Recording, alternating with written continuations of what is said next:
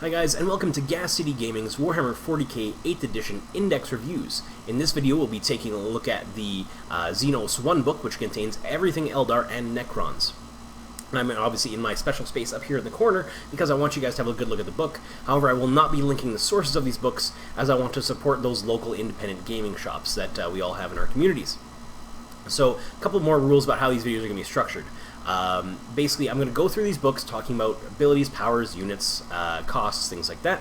But if I go through a weapon on one unit and the next unit has the same weapon, I'm not going to go describe the weapon again. Same thing for common abilities. I'm not going to be describing those every time, just to save a little bit of time as you're watching the video. Also, in the description down below will be some timestamps for certain sections of the book I feel people might want to skip to. Feel free to add your own timestamps in the section below if you find a certain part really interesting, or want me to add something onto the description timestamps as well. I can do that for you too. So let's just get right to it and have a look at our new Necrons. So reanimation protocols were kind of spoiled before, but here we have it for sure. Reanimation protocols. Roll a d6 for each slain model from this unit, unless the whole unit has been completely destroyed. At the beginning of your turn, on a 5+, the model's reanimation protocols activate and it's returned to the unit. Otherwise, they remain inactive, although you can roll again at the start of each of your subsequent turns. When a model's reanimation protocols activate, set up the model in unit coherency with any model from this unit that has not returned to the unit as a result of reanimation protocols this turn, and more than 1 inch from any enemy models. If you cannot do this, then there is no room to place the model. Do not set it up. So there's a little bit of a more key in here that we didn't really notice before. When a model's reanimation protocols activate, set it up in unit coherency with any model from this unit that has not returned to this unit as a result of reanimation protocols this turn. So if I have, I bring my unit of 20 warriors, and I roll 19 dice, so I get a bunch of 5s, everybody has to be placed within, with coherency of that one guy that was left, right? And if I can't place, for some miracle I rolled 19 5s and 6s. If I can't place it in coherency with that one guy, basically within 2 inches of him, then that model can't be placed this turn. They have to wait another turn, so you can probably get maybe 10 back-ish, ballpark, just for example. You can't place those other 9 models, so that's a key word for this. I can't then string along my reanimation protocols either. So if I have one guy placed here, I can't then, I rolled a bunch of reanimations, going to put one here, here, here, here, and here. Can't do that because they have to be in coherency with that initial first guy, right? So a little thing, but something to keep an eye on when you're playing someone against Necrons, or while you're playing your Necrons, make sure you're playing them properly. Also, living metal. At the beginning of your turn, this unit receives 1 wound lost previously in the battle. So, nice regeneration, essentially. Not even having to roll for it, regeneration. With so many multi-wound weapons and multi-wound models, this won't matter as much. But powers of the Catan. Before the battle begins, generate the powers of the Catan for each Catan shard using the table below. You can either roll a d3 to generate their powers randomly, reroll any duplicate results, or you can select the powers you wish the Catan shard to have. There's 1 anti-matter meteor. Roll a d6 on a 2+, the closest visible enemy unit within 24 inches of the Catan shard suffers d3 mortal wounds. So, not bad. Not horrible, not bad. Well, it's not great. Not horrible, but not great. Pick a number 2 times arrow. Pick a visible enemy unit within 24 inches of the Catan shard and roll a d6. If the result is higher than the unit's wounds characteristic, 1 model from that unit is slain. Now, its wound characteristic is its wound stat, not its remaining wounds. So, note that you're rolling a d6, so this won't really hurt any characters, because you have to roll more than the unit's wound characteristic. Won't hurt any characters or vehicles. This is just not bad for killing small units of elite that have maybe 3 wounds apiece. 4 up, one of them just dies. But again, it's a 4 up, it's not even guaranteed. Last one is Seismic Assault. Roll a d6 for each model in the closest enemy unit within 24 inches of the Catan. For each roll of a 6, that unit suffers a mortal wound. This is probably the one I would use because it has the best shot at hurting multiple things. They all have different potentials, right?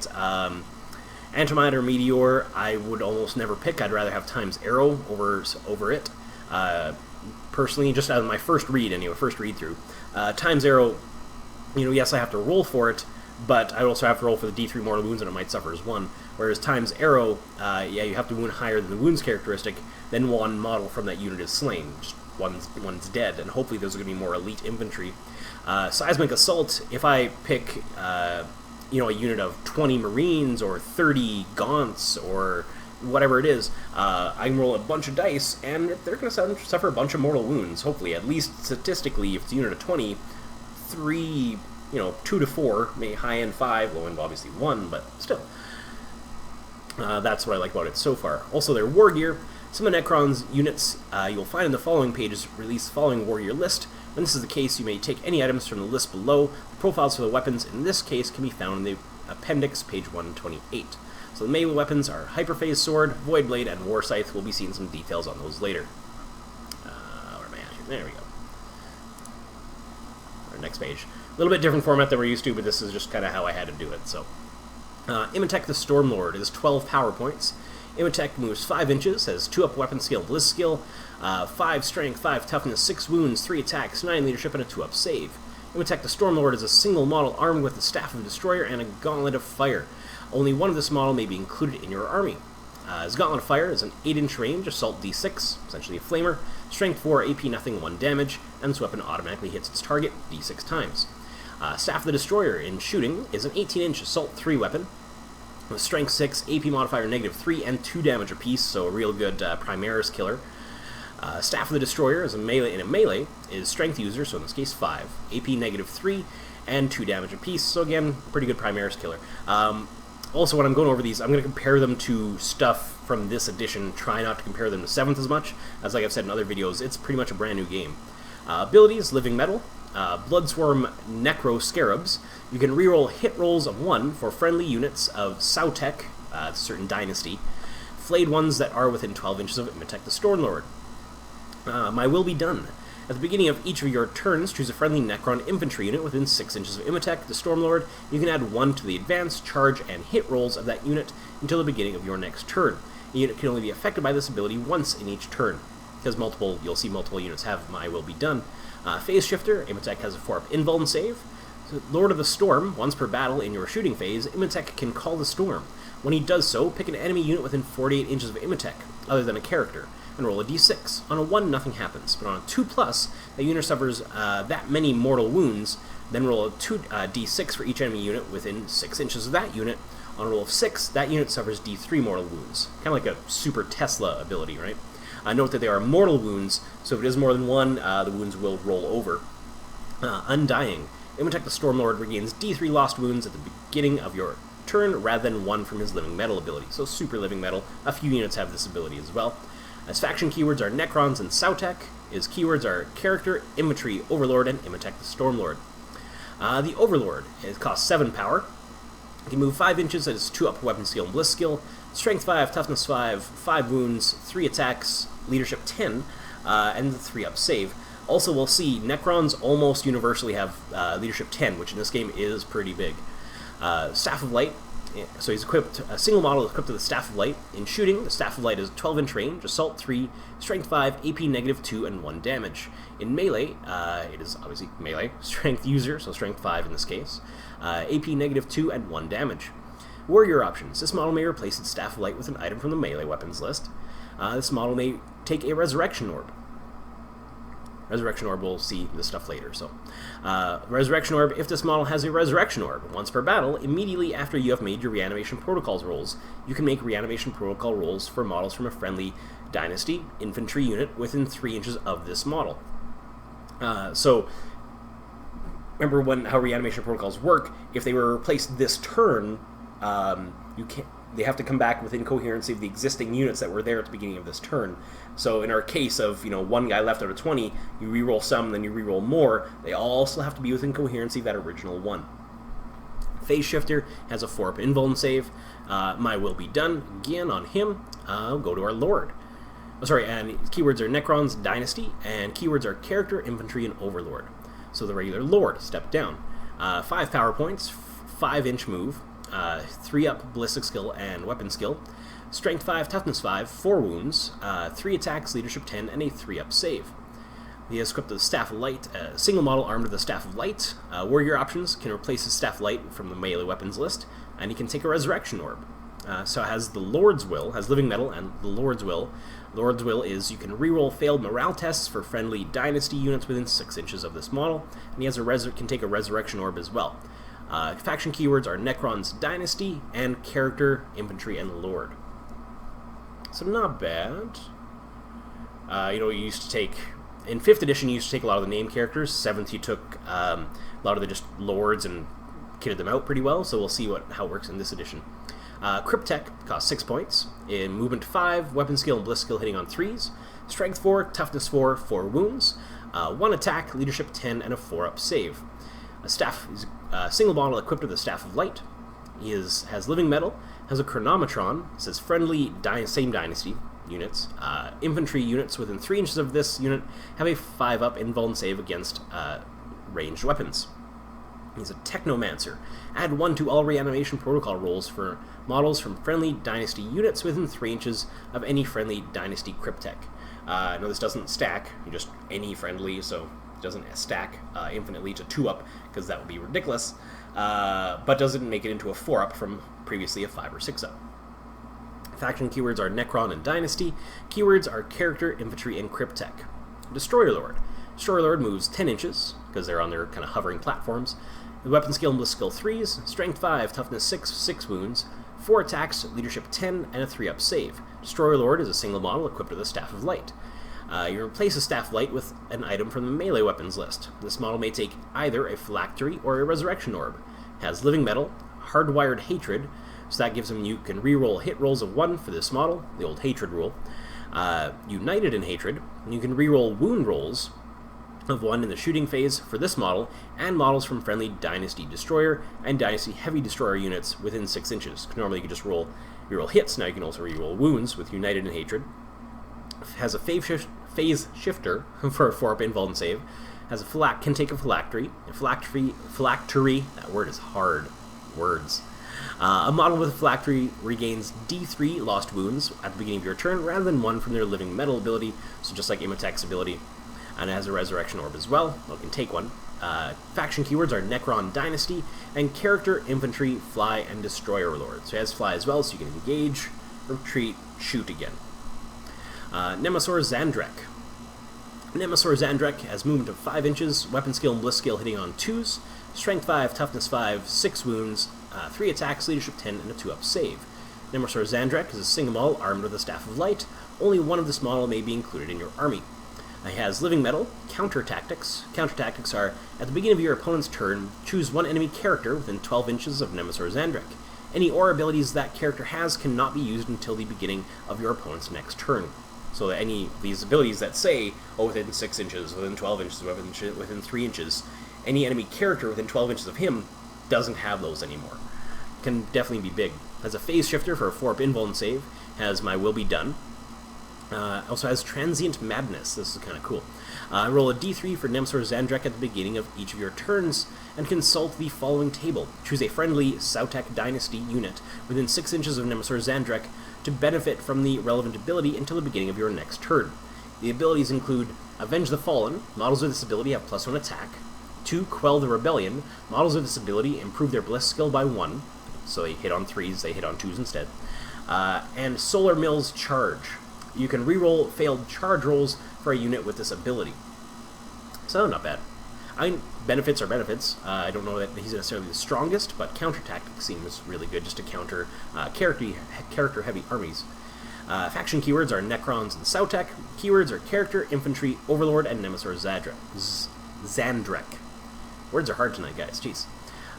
Vargard Oberon, one of my favorites, previously from 5th edition, was awesome. I loved him in 5th. 7th was alright, but 5th was better in my opinion. He's 8 power points. Vargard Oberon is a 5-inch move, Weapon Skill 2, Ballista Skill 3, Strength 5, Toughness 5, 6 wounds, 3 attacks, Leadership 10, and a 2-up save. Vargard Oberon is a single model armed with a War Scythe. Only one model may be included in your army. So he has Living Metal, Cleaving Counterblow. If Vargard Oberon is slain during the fight phase, do not remove his model until the end of the phase. He can still fight in this phase if he has not already done so. He has the Lord's Will. This is your reroll failed morale test for friendly things within 6 inches of him. Ghostwalk Mantle. This was 5th edition what made him so good. At the end of your movement phase, you can remove Vargard Oberon and a friendly Sautek infantry unit within 6 inches of him from the battlefield and set them up so that all models are within 6 inches of him and more than 3 inches from the enemy. So... oh my god, wait, I gotta make sure I read this right. Within 6 inches of Vargard Oberon from the battlefield and set them up so that all models within 6 inches of him and more than 1 inch from the enemy.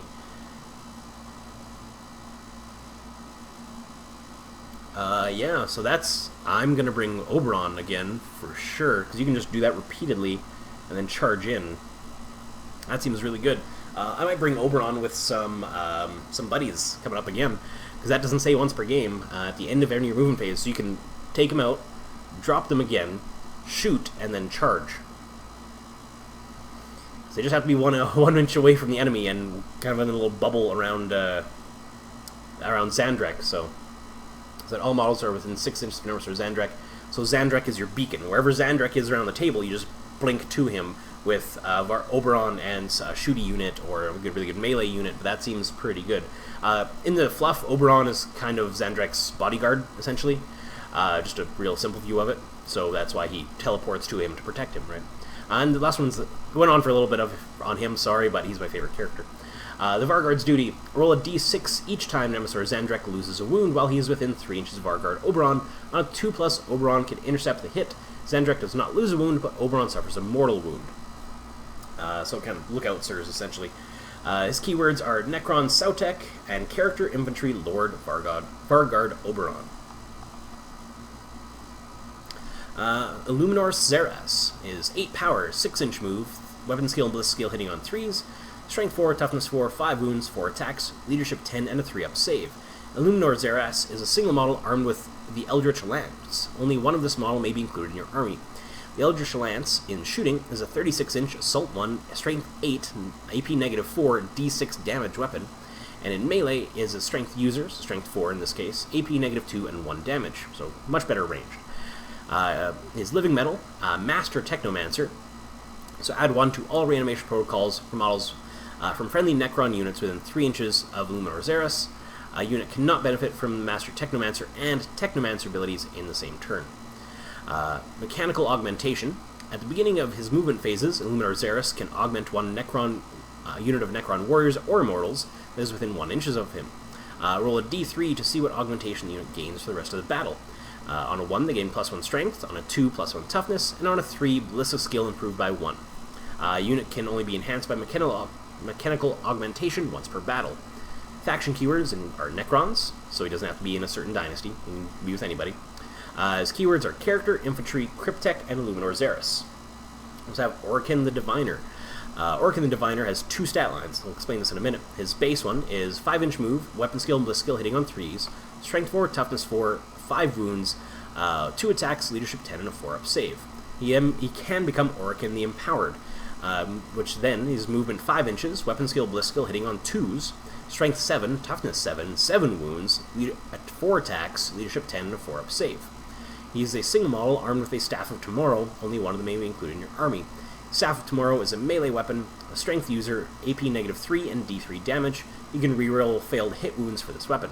Has living metal, Master Chronomancer, so friendly Sautek infantry units within 6 inches of him have a 5-up save against, just have flat out have a 5-up invuln save.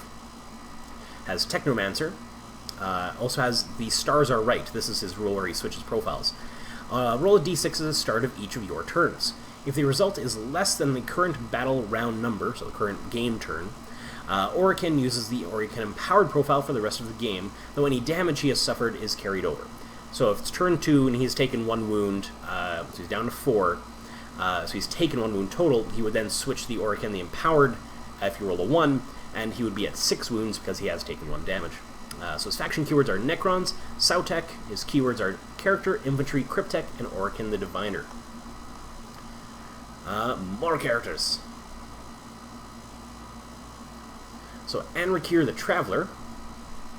Anrakir the Traveler is 9 points, moving to 5 inches, weapon skill, bliss skill hitting on 2s, strength 6, toughness 5, 6 wounds, 3 attacks, leadership 10, and a 3-up save. He is a single model armed with a tachyon arrow and a war scythe. Only one of this model may be included in your army. Tachyon Arrow is a 120-inch range, so 1v1 game is infinite, essentially. Type Assault 1, Strength 10, AP -5, so no armor save. D6 damage, and that can only be used once per battle. A War Scythe, these were really good, and they're going to be really good going forward, still 2. Strength +2, so Strength 8 on Anrakir, AP -4, and 2 damage apiece. As Living Metal, Lord of the Purin Legions, and add 1 to the attacks characteristic of friendly Necron infantry units within 3 inches of him. Mind in the Machine, at the start of your shooting phase, choose an enemy vehicle within 12 inches of Anrakir the Traveler, and roll a d6. On a 4-up, choose one of the vehicle's weapons. You may shoot with that weapon at another enemy unit. This weapon fires using a vehicle's ballistic skill. Has a phase shifter for 4-up invuln, and has My Will Be Done. So really good against vehicle-heavy armies because of his, both because of his arrow and the Mind in the Machine seems really good. Has faction keywords Necrons. Keywords are Character, Infantry, Overlord, and Anrakir the Traveler. So you have Trazyn the Infinite. Trazyn is a 5-inch move. Weapon skill, Bliss skill hitting on 2s. Strength 5, Toughness 5, 6 wounds, 3 attacks, Leadership 10, and a 3-up save. Trazyn the Infinite is a single model armed with the Empathic Obliterator. Only one model may be included in your army. The Empathic Obliterator is a Strength +2, AP -1, D3 damage. If a character is slain by an attack from this weapon, each unit within 6 inches, friend or foe, that is from the same faction as the slain character, suffers D3 mortal wounds. So if you're playing a 2v2 game and you're teaming up with Marines, you're facing Marines, make sure your buddy's away. Faction as slain character suffer D3 mortal wounds. So nothing small there, really. Especially late game if you're bogged down in a big melee, right? Has Living Metal, has a phase shifter, has My Will Be Done, and Surrogate Hosts. Surrogate Host is, if he is slain, roll a d6 on a 2-up. You may choose another friendly Necron infantry character, other than characters that you can only include one in your army, so you can't replace a named character. Remove the model as if it were slain, and place Trazyn in its place with d3 wounds remaining. If no such characters remain, or you rolled a 1, remove him as a casualty. Faction keywords are Necron and Nihilak, that's their dynasty. Keywords are Character, Infantry, Overlord, and Trazyn the Infinite. The Catacomb Command Barge. So this is used to really good in 5th edition as well. The Catacomb Command Barge can move 12 inches, has weapon skill, bliss skill hitting on 2s, strength 5, toughness 6, 8 wounds, 3 attacks, leadership 10, and a 3-up save. Again, this unit contains 1 Catacomb Command Barge commanded by an Overlord. The Overlord is armed with the Staff of Light. The barge is equipped with a Gauss Cannon. The Gauss Cannon is 24-inch, heavy 2, strength 5, AP -3, and D3 damage. The Staff of Light we've been over. You can also replace the Gauss Cannon with a Tesla Cannon. The Tesla Cannon is 24-inch, assault 3, strength 6, AP nothing, and 1 damage apiece.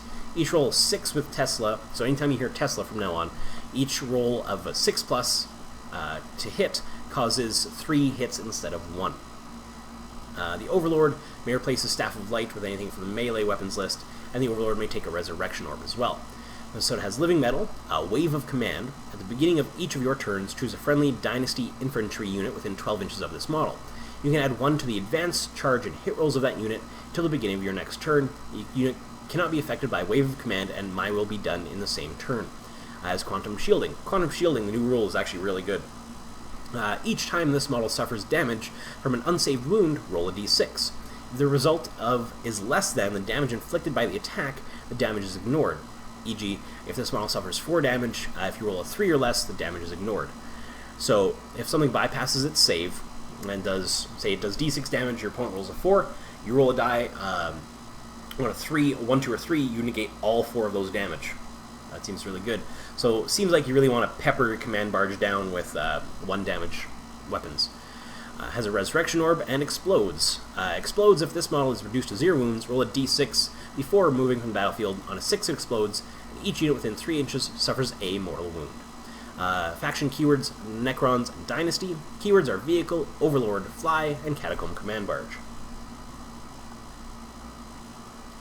Necron Warriors. Ooh, there we go. Necron Warriors. Have a 5-inch move, hitting and weapon skill, bliss skill hitting on 3s, strength 4, toughness 4, 1 wound, 1 attack, leadership 10, and a 4-up save. This unit contains 10 Necron Warriors, may include up to 10 additional warriors. Each model is equipped with a Gauss Flare. Gauss Flare is 24-inch range, rapid fire 1, strength 4, AP -1, and 1 damage.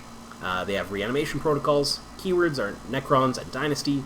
That's faction keywords, and keywords include infantry and warriors. Immortals are 4 power points, movement to 5 inches, weapon skill, bliss skill, hitting on 3s, strength 4, toughness 4, 1 wound, 1 attack, leadership 10, 3-up save.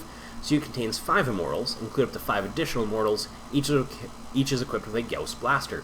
A Gauss Blaster is rapid fire 1, strength 5, AP -2, and 1 damage. They can switch out their blasters for carbines. Tesla carbines are 24-inch range, Salt 2, strength 5, AP nothing, 1 damage with Tesla. They have reanimation protocols. Faction keywords are Necrons and Dynasty. Keywords are infantry and immortals. Lichguard, which were really good previously, so hopefully they stay that way. Lichguard have 5-inch move, weapon skill 3, bliss skill 3, 3-up, strength 5, toughness 5, 2 wounds, 2 attacks each, leadership 10, and 3-up save. This unit contains 5 Lichguard. It can include up to 5 additional Lichguard. Each model is armed with a war scythe. They can replace their war scythes with hyperphase swords and dispersion shields. A hyperphase sword is strength user, so in this case 5, AP -3 and 1 damage. A war scythe is strength +2, so in this case strength 7, AP -4, and 2 damage apiece. They have reanimation protocols, dispersion shield, which gives them a 4-up invuln save, and guardian protocols. Guardian protocols are roll a d6 each time a friendly dynasty character loses a wound while they are within 3 inches of this unit. On a 2-up, a model from this unit can intercept that hit. The character does not lose a wound, but this unit suffers a mortal wound. Faction keywords are Necrons and Dynasty. Keywords are infantry and Lichguard. So death marks have a 5-inch move. Weapon skill, bliss skill, hitting on 3s, strength 4, toughness 4, 1 wound, 1 attack, leadership 10, and a 3-up save. This unit contains 5 death marks. It can include up to 5 additional death marks. Each model is armed with a Synaptic Disintegrator. Synaptic Disintegrator is a 24-inch range, rapid fire 1, strength 4, AP nothing, 1 damage weapon. This weapon may target a character, even if it is not the closest enemy unit. Each time you roll a 6 to wound for this weapon, the target suffers a mortal wound in addition to any other damage. So they essentially are the Necron snipers, if you've never seen them before. They have reanimation protocols. They also have Hunters from Hyperspace, really cool rule. During deployment, you can set up a unit of Death Guard in a Hyperspace obulette instead of placing them in the battlefield. At the end of any movement phases, death marks can slip back into reality, set them up anywhere on the battlefield more than 9 inches away from any enemy models. They'll have, Ethereal Interception was one rule I was thinking of. It has, when an enemy unit is set up, other than during the deployment, or when disembarking, so if something deep strikes or arrives via a deep strike type rule, you can immediately set up a unit of death marks that was set up in hyperspace obulette on the battlefield anywhere more than 9 inches from any enemy models and within 12 inches of the enemy that has just been set up. You can then make a shooting attack with this unit as if it were your shooting phase, but this attack must target the enemy that was just set up. So this is your essentially anti-deep striker, so your opponent's going to keep something in reserve, so you keep your death marks in reserve, especially if you're going second. Your opponent brings theirs in, behind your battle line, you bring your death marks in, and hopefully shoot their unit to pieces. That's the idea. Faction keywords are Necrons and Dynasty. Keywords are infantry and death marks. Flayed ones, really good previously, got toned down a little bit. 5-inch movement, weapon skill hitting on 3s, bliss skill hitting on 6s, strength 4, toughness 4, 1 wound, 4 attacks, leadership 10, and a 4-up save. This unit contains 5 flayed ones. You can include up to 5 additional, up to 10 additional, or up to 15 additional. Each model is armed with flare claws. Flare claws are a strength user, so strength 4 in this case, AP nothing, 1 damage, and you can reroll failed to wound rolls for this weapon. They have flesh hunger.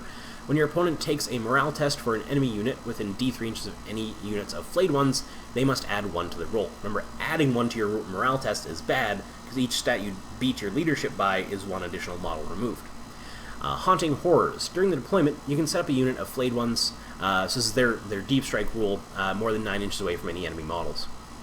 So they can come in and have a 9-inch charge immediately. Faction keywords are Necrons and Dynasty. Keyword is infantry and flayed ones.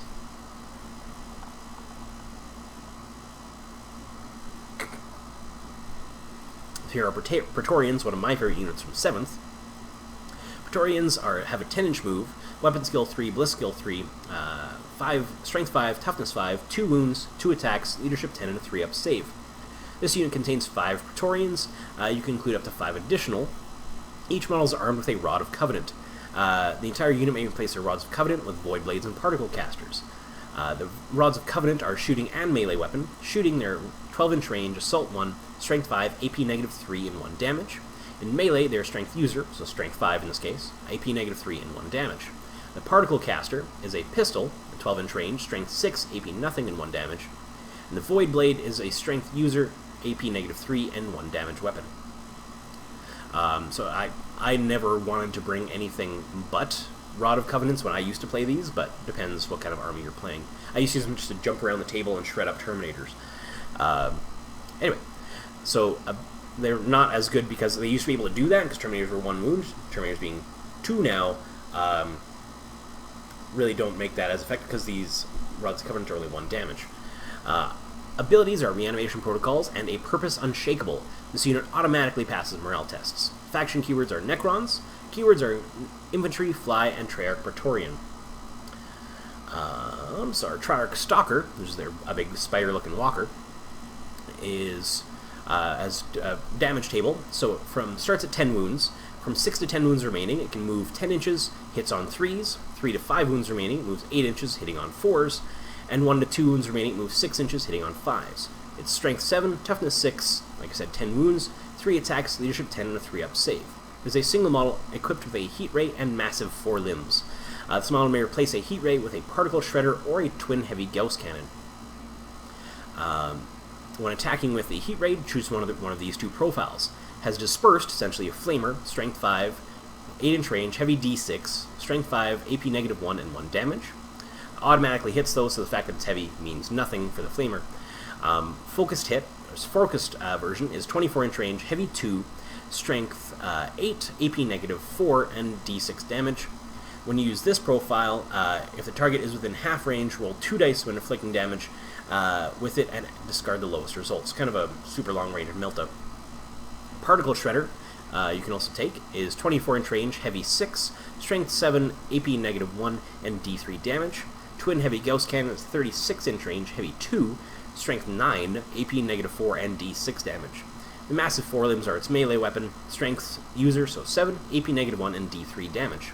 Abilities, it has living metal, quantum shielding, and a targeting relay. Targeting relay is you can reroll hit rolls of 1 for any friendly Necron unit that makes a shooting attack against a unit that has already been attacked by any Treyarch Stalkers in this phase. So basically saying, shoot your Treyarch Stalker first, and then anything else that shoots at that same unit will get +1 to hit. Faction keywords are Necron. Keywords include Vehicle and Treyarch Stalker. Catan Shard of the Nightbringer, my preferred model of the 2 main shards, is 8-inch move, weapon skill, bliss skill, hitting on 2s, strength 7, toughness 7, 8 wounds, 4 attacks, leadership 10, and a 4-up save. The Catan Shard of the Nightbringer is a single model which attacks with a Gaze of Death and Scythe of the Nightbringer, and you can only bring 1 per army. Gaze of Death is 12-inch range, assault D6, AP negative 4, D3 damage. This weapon wounds on a 2+, unless it is targeting a vehicle, in which case it wounds on a 6+. That's why it has a star for strength. Scythe of the Nightbringer is a melee weapon with the same wound roll, AP negative 4 and strength D6. This weapon wounds on a 2+, unless it's targeting a vehicle, in which case it has a strength characteristic of 7. Abilities, it has Necrodermis, so it has a 4-up invuln save. Powers of the Catan, which we went over, so it can knows 1 of the powers. It can use its power of the Catan in each of your shooting phases. So essentially a shooting attack for it. It has Reality Unravels, essentially its explode rule. If the Catan Shard of the Nightbringer is reduced to 0 wounds, roll a d6 for removing it on a 4-up. Necrodermis tears a hole in reality, and each unit within 3 inches suffers d3 mortal wounds. Faction keywords include Necrons and Catan Shards. Keywords are Character, Monster, Fly, Catan Shard of the Nightbringer. Catan Shard of the Deceiver is 8-inch range, weapon skill 2, bliss skill hitting on 2s, strength 7, toughness 7, 8 wounds, 4 attacks, leadership 10, and a 4-up save. Shard of the Deceiver is a single model armed with Star God Fists, and you can only bring 1 per army. Star God Fists are a melee weapon, strength user, so 7 in this case, AP -4 and 3 damage. Has Necrodermis, Dread. Your opponents add 1 to morale tests for any enemy units within 12 inches of the Catan shard of the Deceiver. Grand Illusion. At the beginning of the first battle round, before the first turn, you can remove the Catan shard and up to D3 other friendly Necron units from the battlefield, then set them up again more than 12 inches from any enemy models. If you do, these units cannot charge in your first turn. So that you got to be careful. You can remove the Catan shard and D3 more units. Of course, you decide that before you remove them, and then you can drop them, flanking your enemy, behind your enemy, depending on how your setup is. But can be good, but you got to be careful because those guys are going to get charged more than likely. Powers of the Catan. It knows 1 power of the Catan and uses it during the shooting phase. Reality Unravels it has as well. Its faction keywords are Necrons and Catan shards. Its keywords are Character, Monster, Fly, and Catan shard of the Deceiver.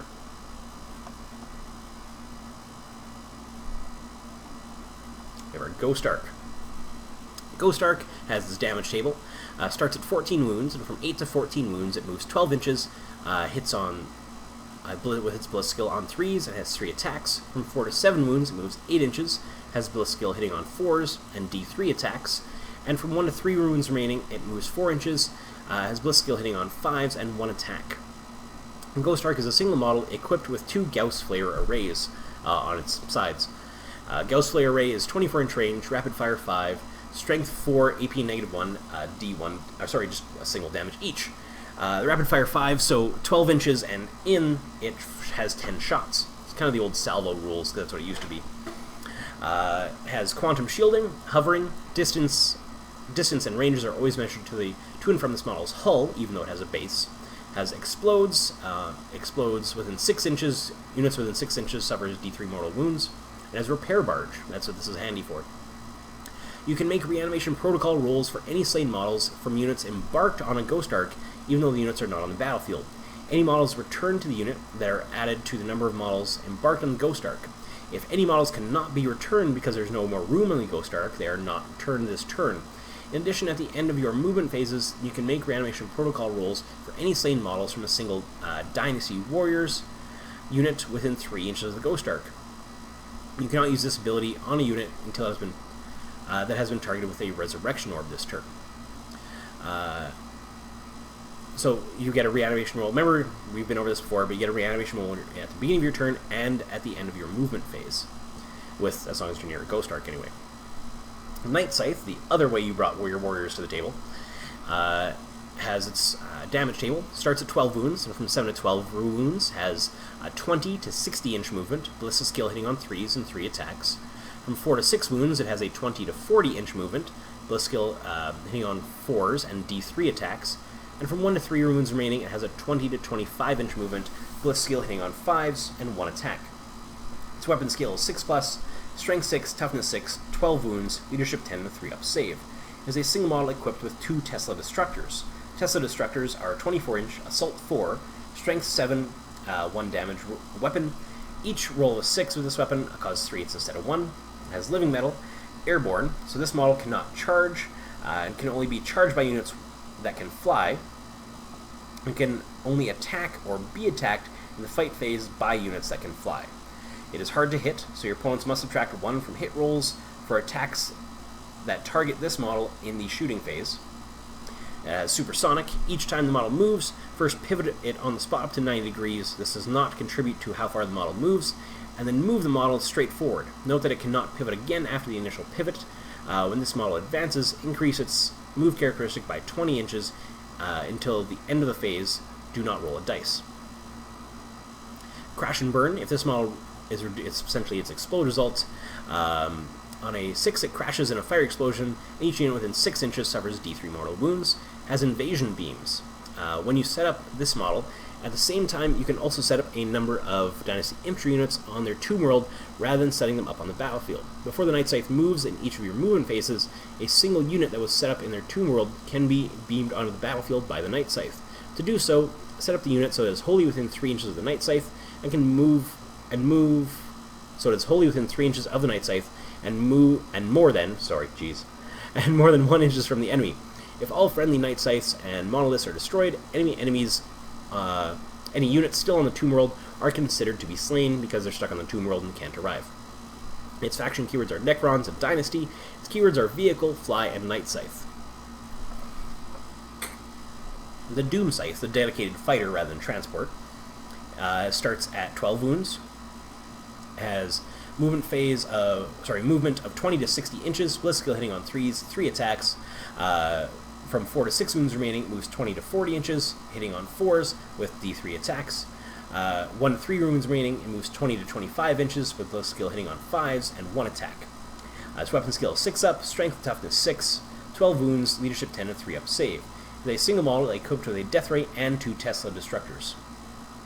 So it's a pretty decent little gunship. The death ray is 24-inch range, heavy D3, strength 10, AP -4 with D6 damage. So pretty heavy hitter. Tesla destructors, remember it has 2 of these, we've been over. Airborne, hard to hit, supersonic, and crash and burn, also with living metal. So very similar to the Night Scythe, just no transportation. It is a Necrons and Dynasty, and its keywords are Vehicle, Fly, and Doom Scythe. The Canoptech Wraiths. Now all the Canoptech units are essentially the robots that guard the Necrons' tombs as they slept, so they don't have reanimation protocols. If you were wondering why they don't, if you're not familiar with Necrons. Canoptech Wraiths are 12 inches, movement, weapon skill, and bliss skill hitting on 3s, strength 6, toughness 5, 3 wounds each, 3 attacks, leadership 10, and a 4-up save. This unit contains 3 wraiths. You may include up to 3 additional wraiths. Each model is equipped with vicious claws. Any model may take a particle caster, transdimensional beamer, or whip coils. The particle caster is 12-inch range pistol, strength 6, AP nothing, and 1 damage. The transdimensional beamer is 12-inch range, heavy D3, strength 6, AP -3, 1 damage. Each time you roll a 6th wound for this weapon, the target suffers a mortal wound in addition to any other damage. Its vicious claws, the default weapon, is strength user, so strength 6, AP -1, and 1 damage. And the whip coils are a strength user, AP nothing, 1 damage. If the bearer is slain in the fight phase before it has made its attacks, leave the model where it is. When its unit is chosen to fight in that phase, it can do so as normal. Once it has done this, remove the model from the battlefield. So kind of similar to Imhotech's ability. Abilities are Wraith Form. Models in this unit have a 3-up invuln save and can move across models and terrain as if they were not there. Faction keywords are Necrons, Canoptech, and Dynasty. Keywords are Beasts, Canoptech Wraiths. Or Canoptech Scarabs and Heavy Destroyers. Sorry, start with Scarabs, I guess. Scarab Swarm is 10 inches, weapon skill and bliss skill hitting on 3s, strength 3, toughness 3, 3 wounds, 4 attacks, leadership 10, and a 6-up save. This unit contains 3 Scarab Swarms, may include up to 3 or 6 additional swarms. Each swarm is equipped with Feeder Mandibles. Feeder Mandibles are a strength user, so strength 3, AP nothing, 1 damage. If the target's toughness is higher than this attack strength, this weapon always wounds a target on a wound roll of 5. So no matter how its toughness could be 10 or 12, whatever, it's always wounding on a 5-up. Faction keywords are Necrons, Canoptech Dynasty. Keyword is Swarm and Canoptech Scarabs. Tomb Blades. Tomb Blades are 14-inch move, weapon skill 3, bliss skill hitting on 3s, strength 4, toughness 5, 2 wounds, 1 attack, leadership 10, and a 4-up save. This unit contains 3 Tomb Blades, contain up to 3 additional or 6 additional Tomb Blades. Each model is equipped with 2 Gauss Blasters. Gauss Blasters we've seen, a Particle Beamer, though, that you can bring instead, or a Tesla Carbine. Tesla Carbines we've seen as well, but the Particle Beamer is 24-inch range, Assault 3, Strength 6, AP nothing, 1 damage. It does have other Wargear options, so for example, any model may take Shield Veins, and any model may take a Nebuloscope or a Shadow Loom. They have reanimation protocols. Nebuloscope, enemies attacked by a model with a Nebuloscope do not receive a bonus from being in cover. A Shadow Loom, a model with Shadow Loom has a 5-up invuln save, and Shield Veins have, models with a Shield Vein have a save characteristic of 3-up. I always used to bring mine with the Shadow Loom and Shield Veins, even though the Shadow Loom used to do something different. Faction keywords are Necrons and Dynasty. Keywords are Biker, Fly, and Tomb Blades. The Destroyers, still good. Destroyer is, so we have a Destroyer and Heavy Destroyer. The Destroyer is a 10-inch bliss skill, weapon skill, bliss skill, hitting on 3s. Strength 4, toughness 5, 3 wounds, 2 attacks, leadership 10, and a 3-up save. both of them have the exact same profile. This unit contains 1 destroyer and can include up to 5 additional destroyers. If the unit contains at least 3 models, a heavy destroyer can take the place of a regular destroyer. Each destroyer is armed with a Gauss cannon, and the heavy destroyer is armed with a heavy Gauss cannon. Makes sense. Gauss cannon is 24-inch, heavy 2, strength 5, AP -3, and D3 damage, whereas the heavy Gauss cannon is 36-inch range, heavy 1, strength 9, AP -4, and D6 damage. They have reanimation protocols, hardwired hatred, and are a repulsor platform. What that means is this unit can move and fire heavy weapons without suffering the penalty to its hit rolls. So 10-inch range, firing some really beefy weapons. Faction keywords are Necrons and Dynasty. Keyword are Infantry, Fly, and Destroyers. So heavy destroyers, because you can take them separately. Basically, we just went over exactly what they can do, so we'll skip to Canoptek Spiders. Canoptek Spiders are a 6-inch movement, weapon skill, ballistical hitting on 4s, strength 6, toughness 6, 4 wounds, 4 attacks, leadership 10, and a 3-up save. This unit contains 1 spider. It may include 1 additional or 2 additional spiders. Each model is equipped with automaton claws. They have a particle beamer as well you can take, if you like. Any model can take a fabricator claw array, any model may take a gloom prison, any model may take 2 particle beamers. Particle beamer is a 24-inch range, assault 3, strength 6, AP nothing, 1 damage weapon. The automaton claws are a strength user, so strength 6, AP -2, and D3 damage. The fabricator claw array are at the end of your movement phase. A model equipped with a array can repair a single dynasty vehicle within 1 inch. The model regains D3 wounds lost earlier in the battle. The model can only be repaired once per turn. So you can't group up a bunch of spiders and heal your thing fully. Gloom Prison. A model equipped with a Gloom Prison can attempt to deny 1 psychic power in each enemy's psychic phase. Keep in mind, Necrons have no psychers. Scarab Hive. At the beginning of each of your turns, you can roll a d6 for each friendly Dynasty Canoptek Scarab unit that is below starting number of models and within 6 inches of the spider. On a roll of 1, those Canoptek Spider units suffer D3 mortal wounds. On a 2-up, one of the Canoptek Spider's units unleashes reinforcements. Return a Canoptek Scarab Swarm in the depleted unit in new coherency and more than 1 inch from enemy models. If you cannot do this because there is no room to place a model, do not set it up. Faction keywords are Necrons and Canoptek and Dynasty. Keywords are Monster and Canoptek Spiders. Now what everybody came to see, the Monolith. We did see this one before, but we'll go over it one more time. Starts at 20 wounds. From 11 to 20 wounds, it can move 6 inches, ballistical hitting on 4s, and a Portal of Exile roll 4. 6 to 10 wounds, it has 5-inch movement, hits on 5s, and its portal roll is 5. 1 to 5 wounds, it moves 4 inches, ballistical hitting on 6, and a portal roll of 6. Its weapon skill 6-up, strength 8, toughness 8, 3 attacks, leadership 10, and a 3-up save. Monolith is a single model equipped with 4 Gauss Flux Arcs and a Particle Whip. Gauss Flux Arc is a 24-inch range, heavy 3, strength 5, AP -2, 1 damage. A Particle Whip is a 24-inch range, heavy 6, strength 8, -2 AP, and D3 damage each. So Death Descending, it can deep strike anywhere 12 inches away from enemy models. Portal of Exile. When an enemy model, other than a monster or vehicle, charges this model, its Portal of Exile may activate. Roll a d6 and compare it to the value required on the damage table. If the roll is successful, the charging unit suffers d6 mortal wounds. It's heavy. Hovering, so you measure this from the hull rather than from the base. Floating Fortress. This model can move and fire heavy weapons without any penalty to its hit rolls. Eternity Gate. When you set up a model, at the same time you can also set up any number of Dynasty Infantry units on the Tomb World, rather than setting them up on the battlefield. Basically, this is the same as the Night Scythe rule. So it can be transported onto the battlefield at the... So before it moves, just like disembarking any vehicle, you can disembark them from the monolith. Do so set up the unit so it is wholly within 3 inches of the monolith and more than 1 inch from the enemy. If all friendly Night Scythes and monoliths are destroyed, anything still on the Tomb World is considered to be slain. It explodes. Anything within 6 inches suffers d6 mortal wounds. Faction keywords are Necrons and Dynasty. Keywords are Vehicle, Titanic, Fly, and Monolith. The Annihilation Barge. Something you didn't really use too much in 7th, but saw a lot before that. Annihilation Barge is 12-inch range, weapon skill hitting on 6, ballistical hitting on 3s, strength 5, toughness 6, 8 wounds, 3 attacks, leadership 10, and a 4-up save. It is a single model equipped with a Gauss cannon and twin Tesla destructor.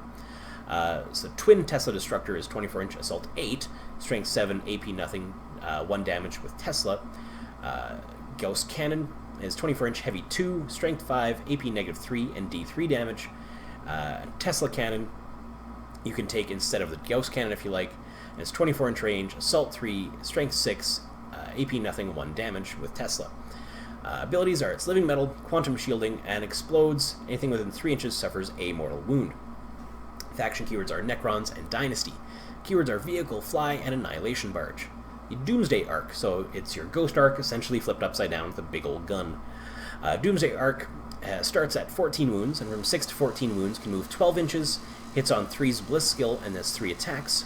From 4 to 7 wounds, it can move 8 inches, hitting on 4's with Bliss skill, with D3 attacks. From 1 to 3 wounds remaining, moves 4 inches, hits on 5's, and has 1 attack. Has a weapon skill of 6 up, Strength 6, Toughness 6, 14 wounds, Leadership 10, and a 4-up save. A Doomsday Arc is a single model equipped with a Doomsday Cannon and 2 Gauss Flare arrays. So the Doomsday Cannon, pick one of these profiles. A 24-inch range, Heavy D3, Strength 8, AP negative 2, D3 damage, or High Power, a 72-inch range, Heavy D3, Strength 10, AP negative 5, D6 damage.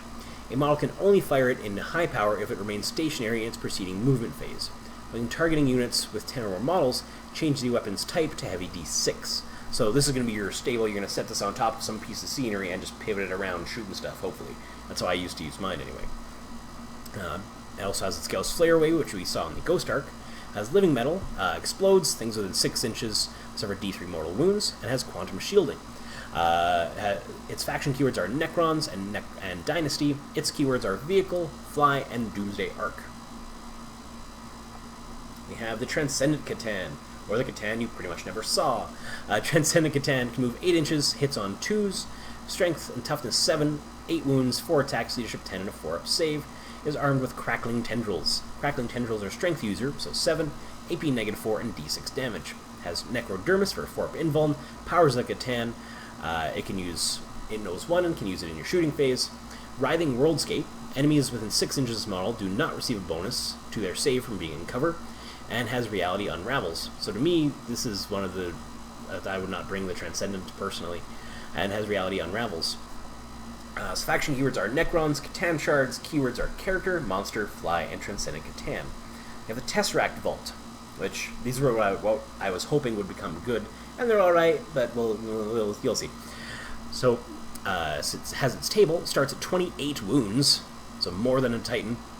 Has 15 to 28 wounds left, it moves 8 inches, hitting Bliss skill on 3s, and can use 3 powers of the Catan.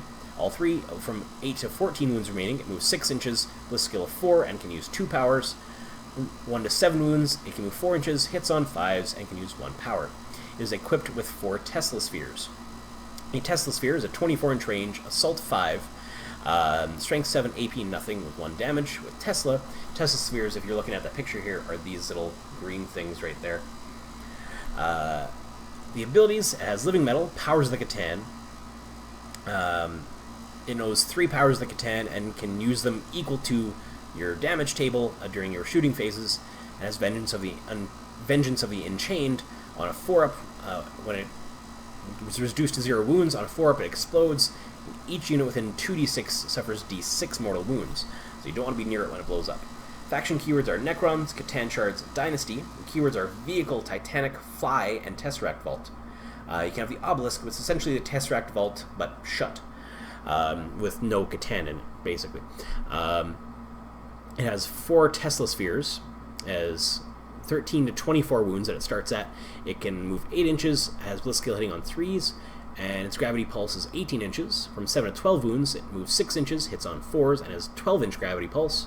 From 1 to 6 wounds, it moves 4 inches, hits on 5s, and has a 6-inch gravity pulse. The Tesla Spheres we've been over. It has Living Metal, Hovering Sentinel. During deployment, you can set it up in Deep Strike, and it can arrive more than 12 inch from any enemy models. At the end of your movement phase, Gravity Pulse is at the start of your shooting phase. Roll a dice for each enemy model that can fly and is within the described distance on the damage table. On a roll of 6, that unit suffers d3 mortal wounds, and when it explodes, each unit within 2d6 suffers d6 mortal wounds. For only 3 more power points, I would definitely bring the Vault, personally. Faction keywords are Necrons and Dynasty. Keywords are Vehicle, Titanic, Fly, and Obelisk. So we're going to spin that. Handy dandy. So I know this switches to Craftworlds. This PDF is not exactly in order, so we'll talk about Craftworlds now. Hey, cost for your Craftworlds.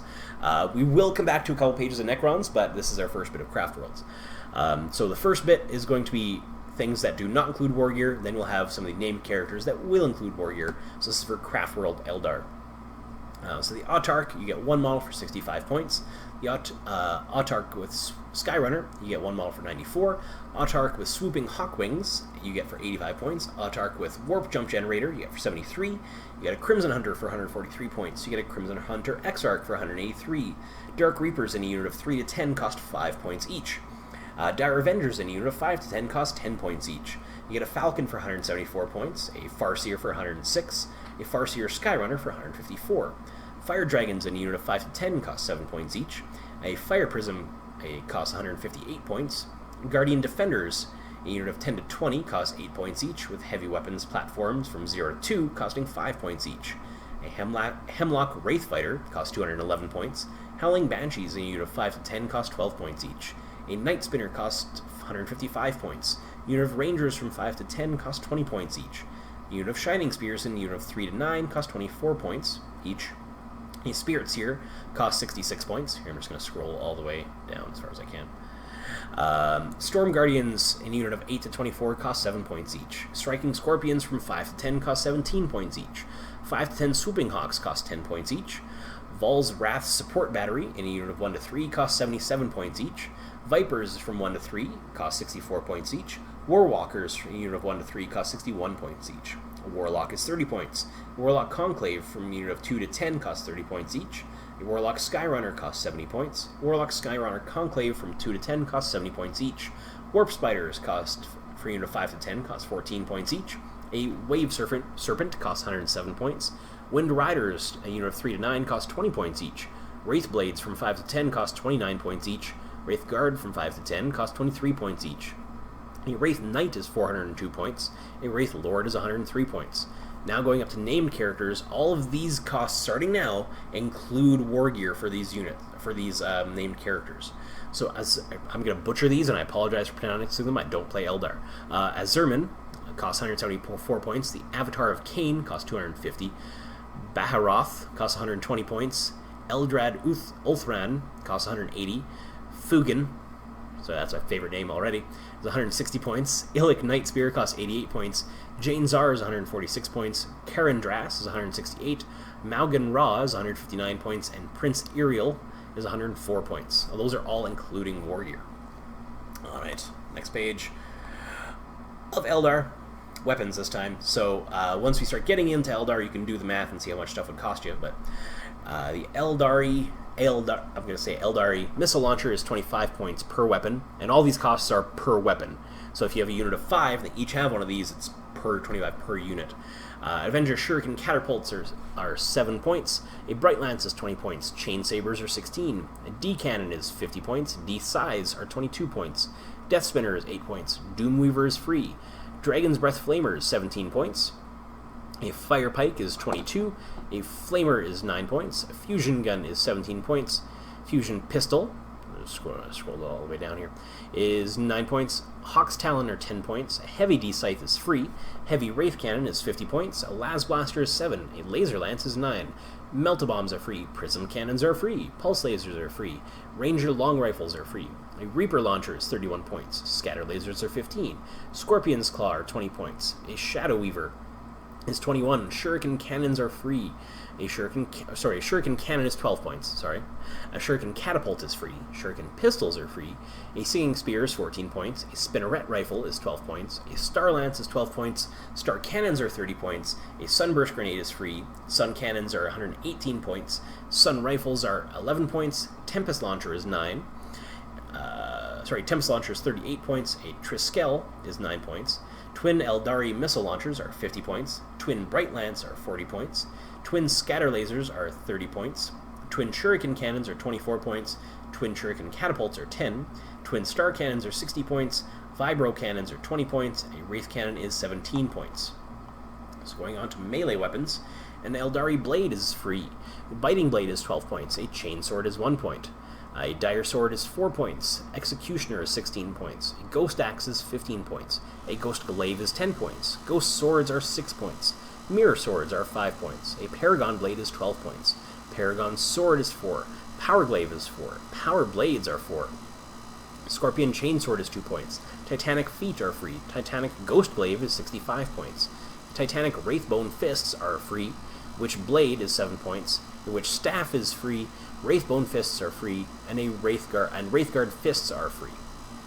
The other Wargear, a Banshee mask is free, a Crystal targeting matrix is 5 points, Force shield is 8 points, Mandiblasters are 0 points, Scatter shield is 20 points, Shimmer shield, say that 5 times fast, is 20 points, Spirit stones are 10 points, Star engines are 10 points, and Vectored engines are 10 points.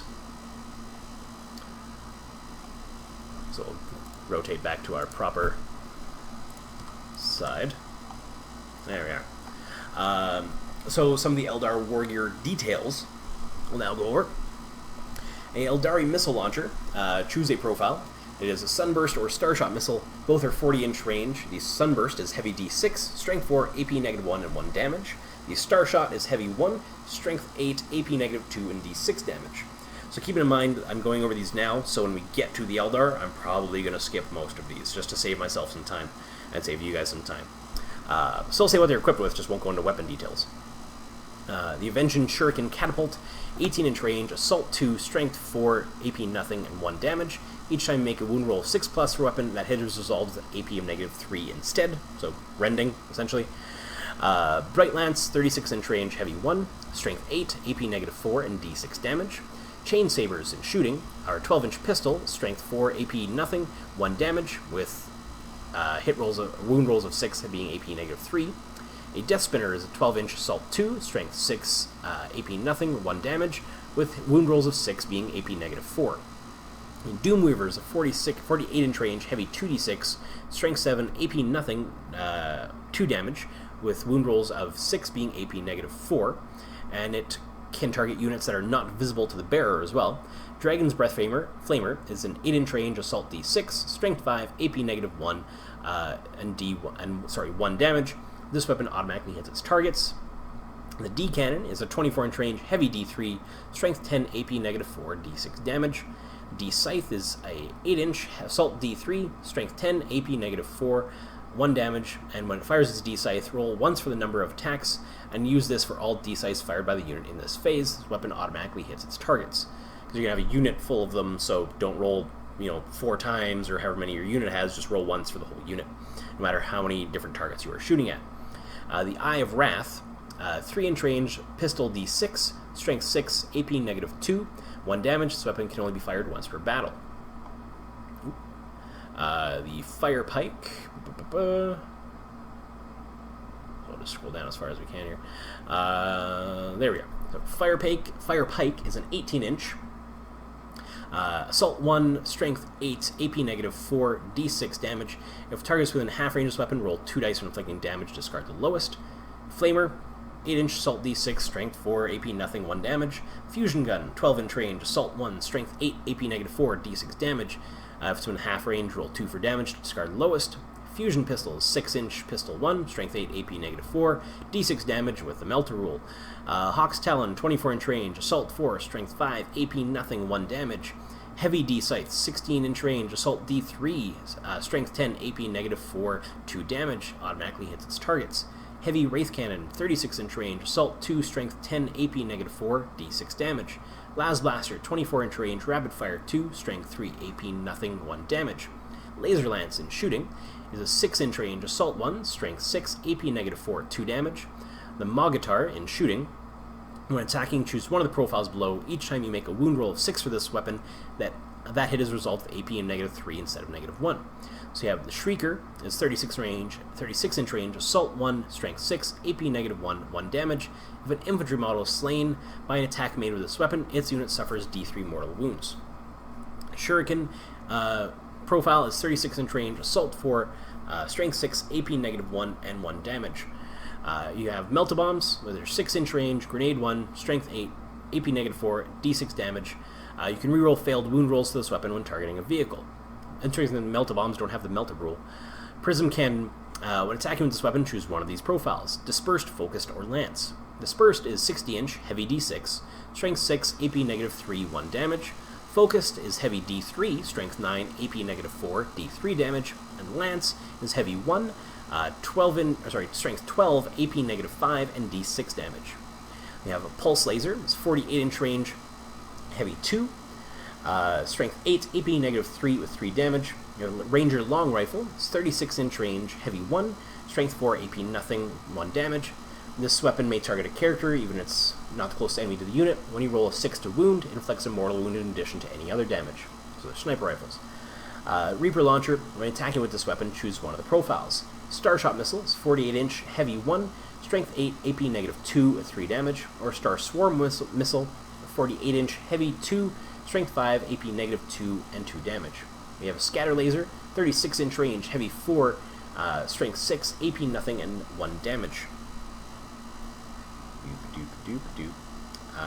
And more ranged weapons. So Scorpion's Claw. For shooting is a 12-inch range, Assault 2, strength 4, AP nothing, 1 damage. Wound roll 6 is resolved to AP -3. A Shadow Weaver is 48-inch, heavy D6, strength 6, AP nothing, 1 damage. Wound roll 6 is resolved at AP -4. A Shuriken Cannon is 24-inch range, Assault 3, strength 6, AP nothing, 1 damage. Wound roll 6 is resolved at AP -3. Shuriken Caterpillar is 12-inch range, Assault 2, strength 4, AP nothing, 1 damage. A wound roll 6 is resolved at AP -3. And Shuriken Pistol, range 12-inch, pistol 1, strength 4, AP nothing, and a 1 single damage. With a wound roll of 6, resolved at AP -3, so we have our new Shuriken rule, essentially. Blade Storm rule, they used to call it. Silent Death, 12-inch range, Assault 4, strength user, AP -3, and 1 damage. A Singing Spear in the shooting is 12-inch range, Assault 1, strength 9, AP nothing, and D3 damage, always wounds on rolls of a 2+.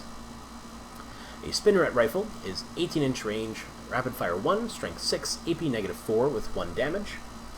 A Star Lance in shooting is 6-inch range, Assault 1, strength 8, -4, strength 8, AP -4, and 2 damage. A Star Cannon, 36-inch range, heavy 2, strength 6, AP -3 with 3 damage. A Sunburst Grenade, 6-inch range, grenade D6, strength 4, AP -1 with 1 damage.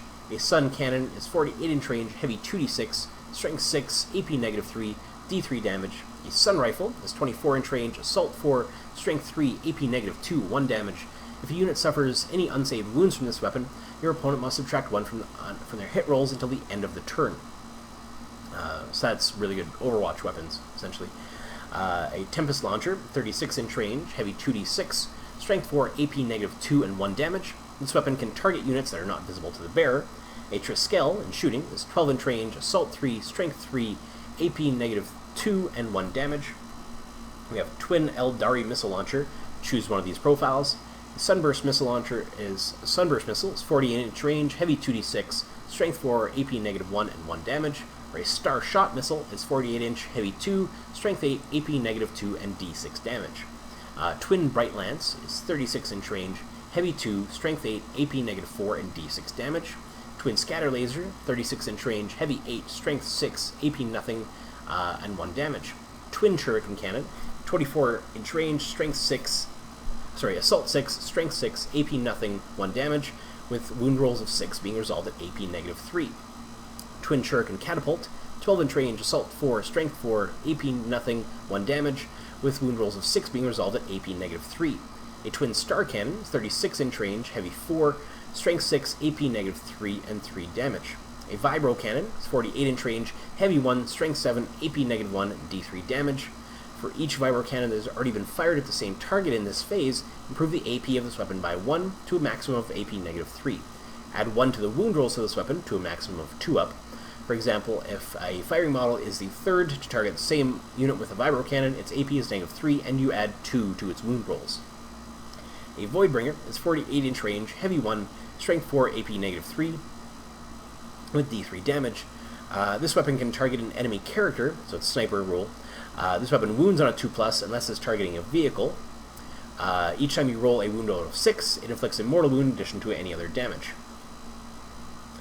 So Voidbringer is really, really good sniper rifle. The Wailing Doom in shooting is 12-inch range, Assault 1, Strength 8, AP -4, and D6 damage. Roll 2 dice when inflicting damage with this weapon and discard the lowest result. And a Wraith Cannon is 12-inch range, Assault 1, Strength 8, AP -4, and D6 damage. Whew. It's a lot of reading. We are about a third done. Alright. The Eldari Blade, for some Eldar melee weapons now, is melee weapon, strength user, AP nothing, 1 damage, reroll failed to hit rolls for this weapon. Biting Blade, strength +2, AP -1, 2 damage. A Blade of Destruction is strength user, AP -3, and D3 damage, reroll failed to wound rolls for this weapon. A Chain Sabers are +1 strength, AP nothing, 1 damage. Each time the bearer fights, make 1 additional attack. Chain Sword, strength user, AP nothing, 1 damage, the bearer may make an additional attack. Dire Sword, strength user, AP -2, 1 damage. Each time make a wound roll 6, the target suffers a mortal wound in addition to any other damage. The Executioner is a +2 strength, AP -3, D3 damage.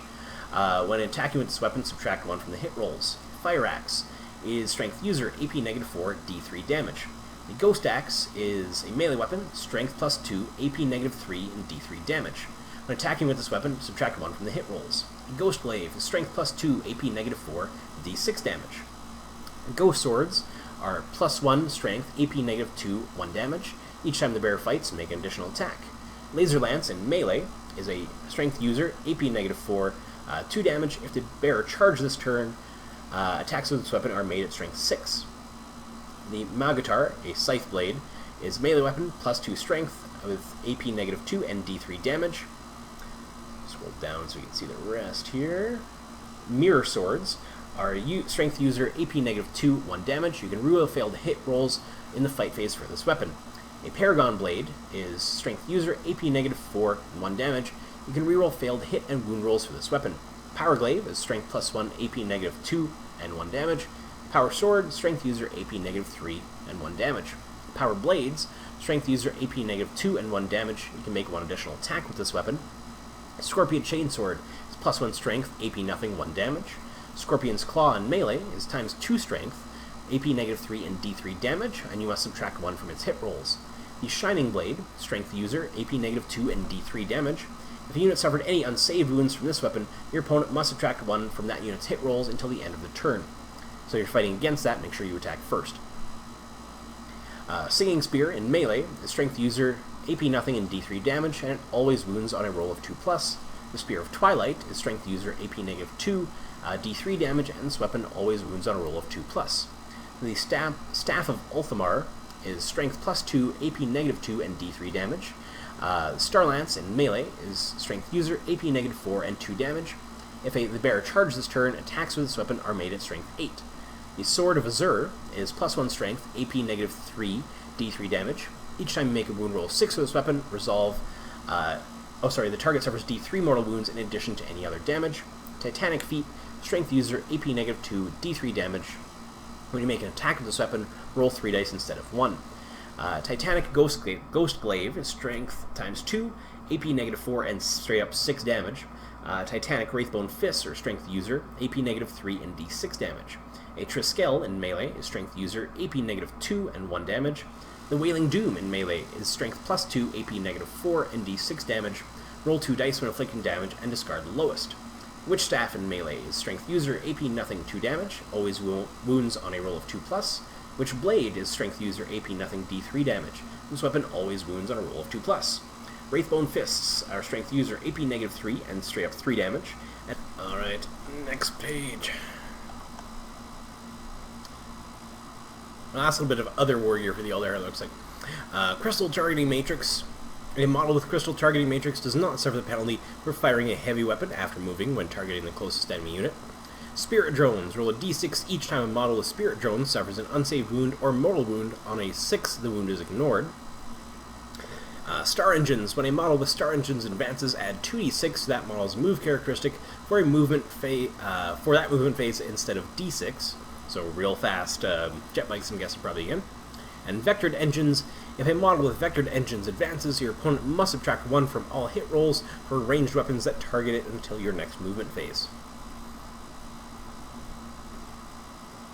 Next, we're going on Drukhari point values. Now, I'm not super familiar with Eldar. Drukhari are in there, but couldn't tell you what. I think Dark Eldar or Drukhari, right?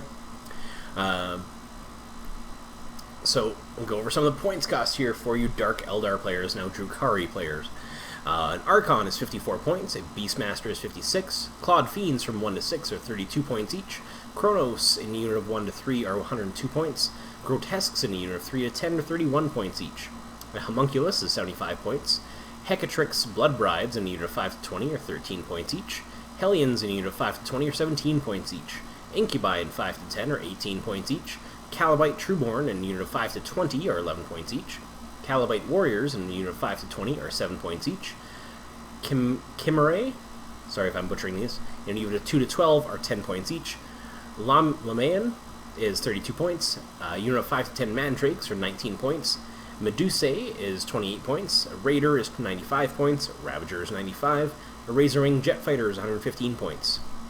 A unit of 1 to 12 Razorwing Flocks is 7 points each, Reavers in a unit of 3 to 12 are 30 points each, Scourges in a unit of 5 to 10 are 14 points each, Slith are 44 points each, Succubus is 72 points, Talos in a unit of 1 to 3 are 88 points each, Urgul is 30 points, Venom is 65, Void Raven is 169 points, Rax are 5 in a unit of 5 to 10 are 10 points each, and Witches in a unit of 5 to 20 are 9 points each.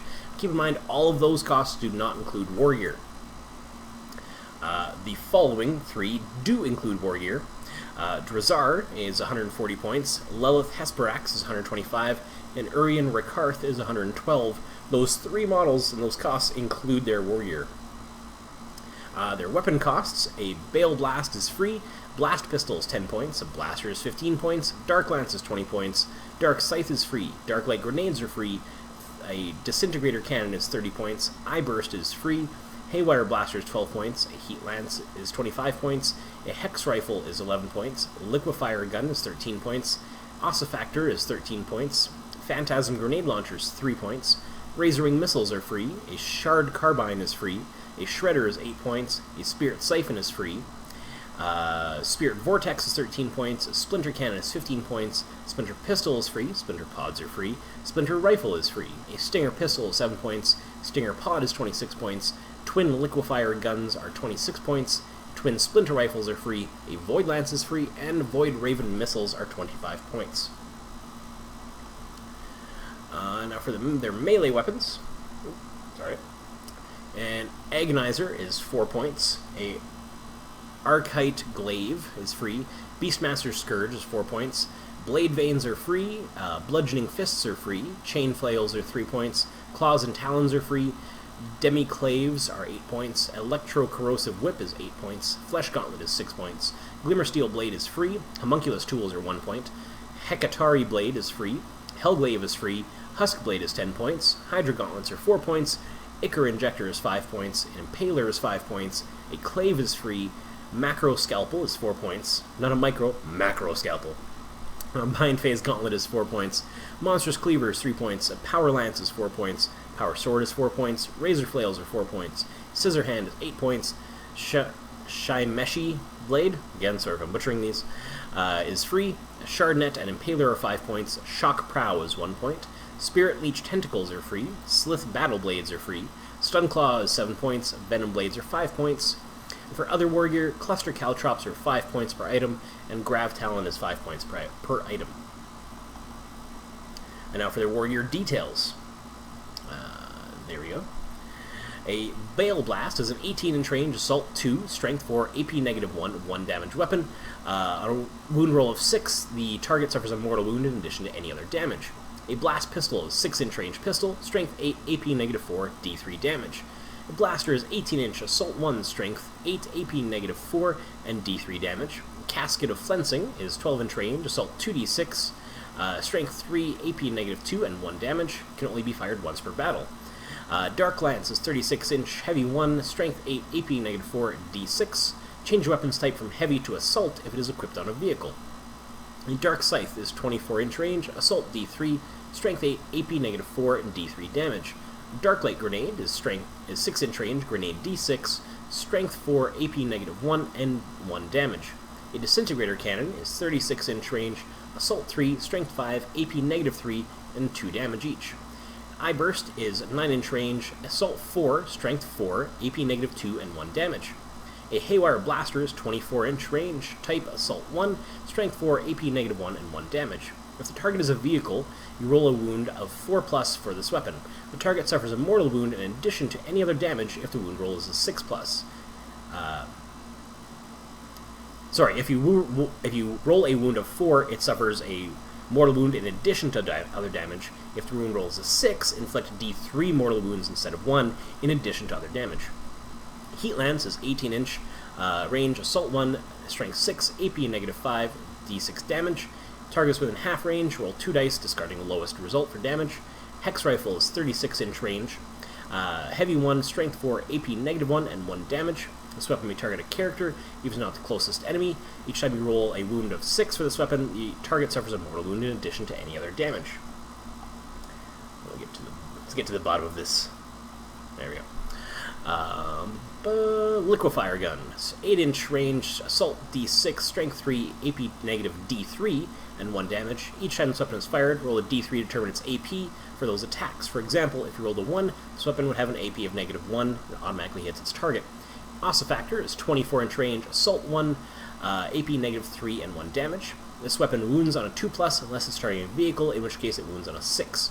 If a model is slain by this weapon, the model's unit immediately suffers a mortal wound on a roll of 4+, D6 roll of 4+.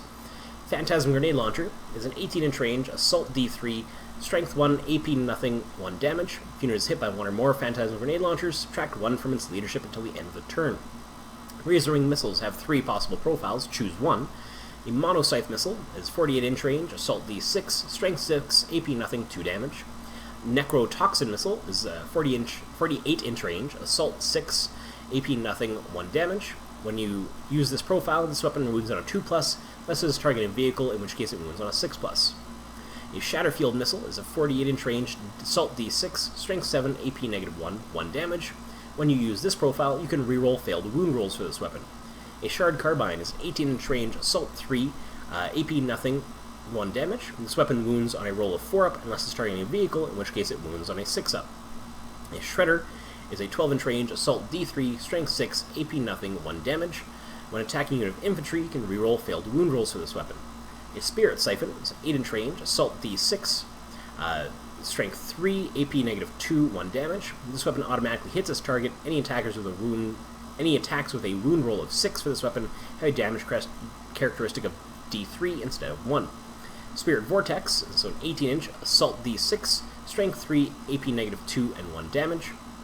Any attacks with a wound roll of 6 are resolved at D3 damage instead of 1.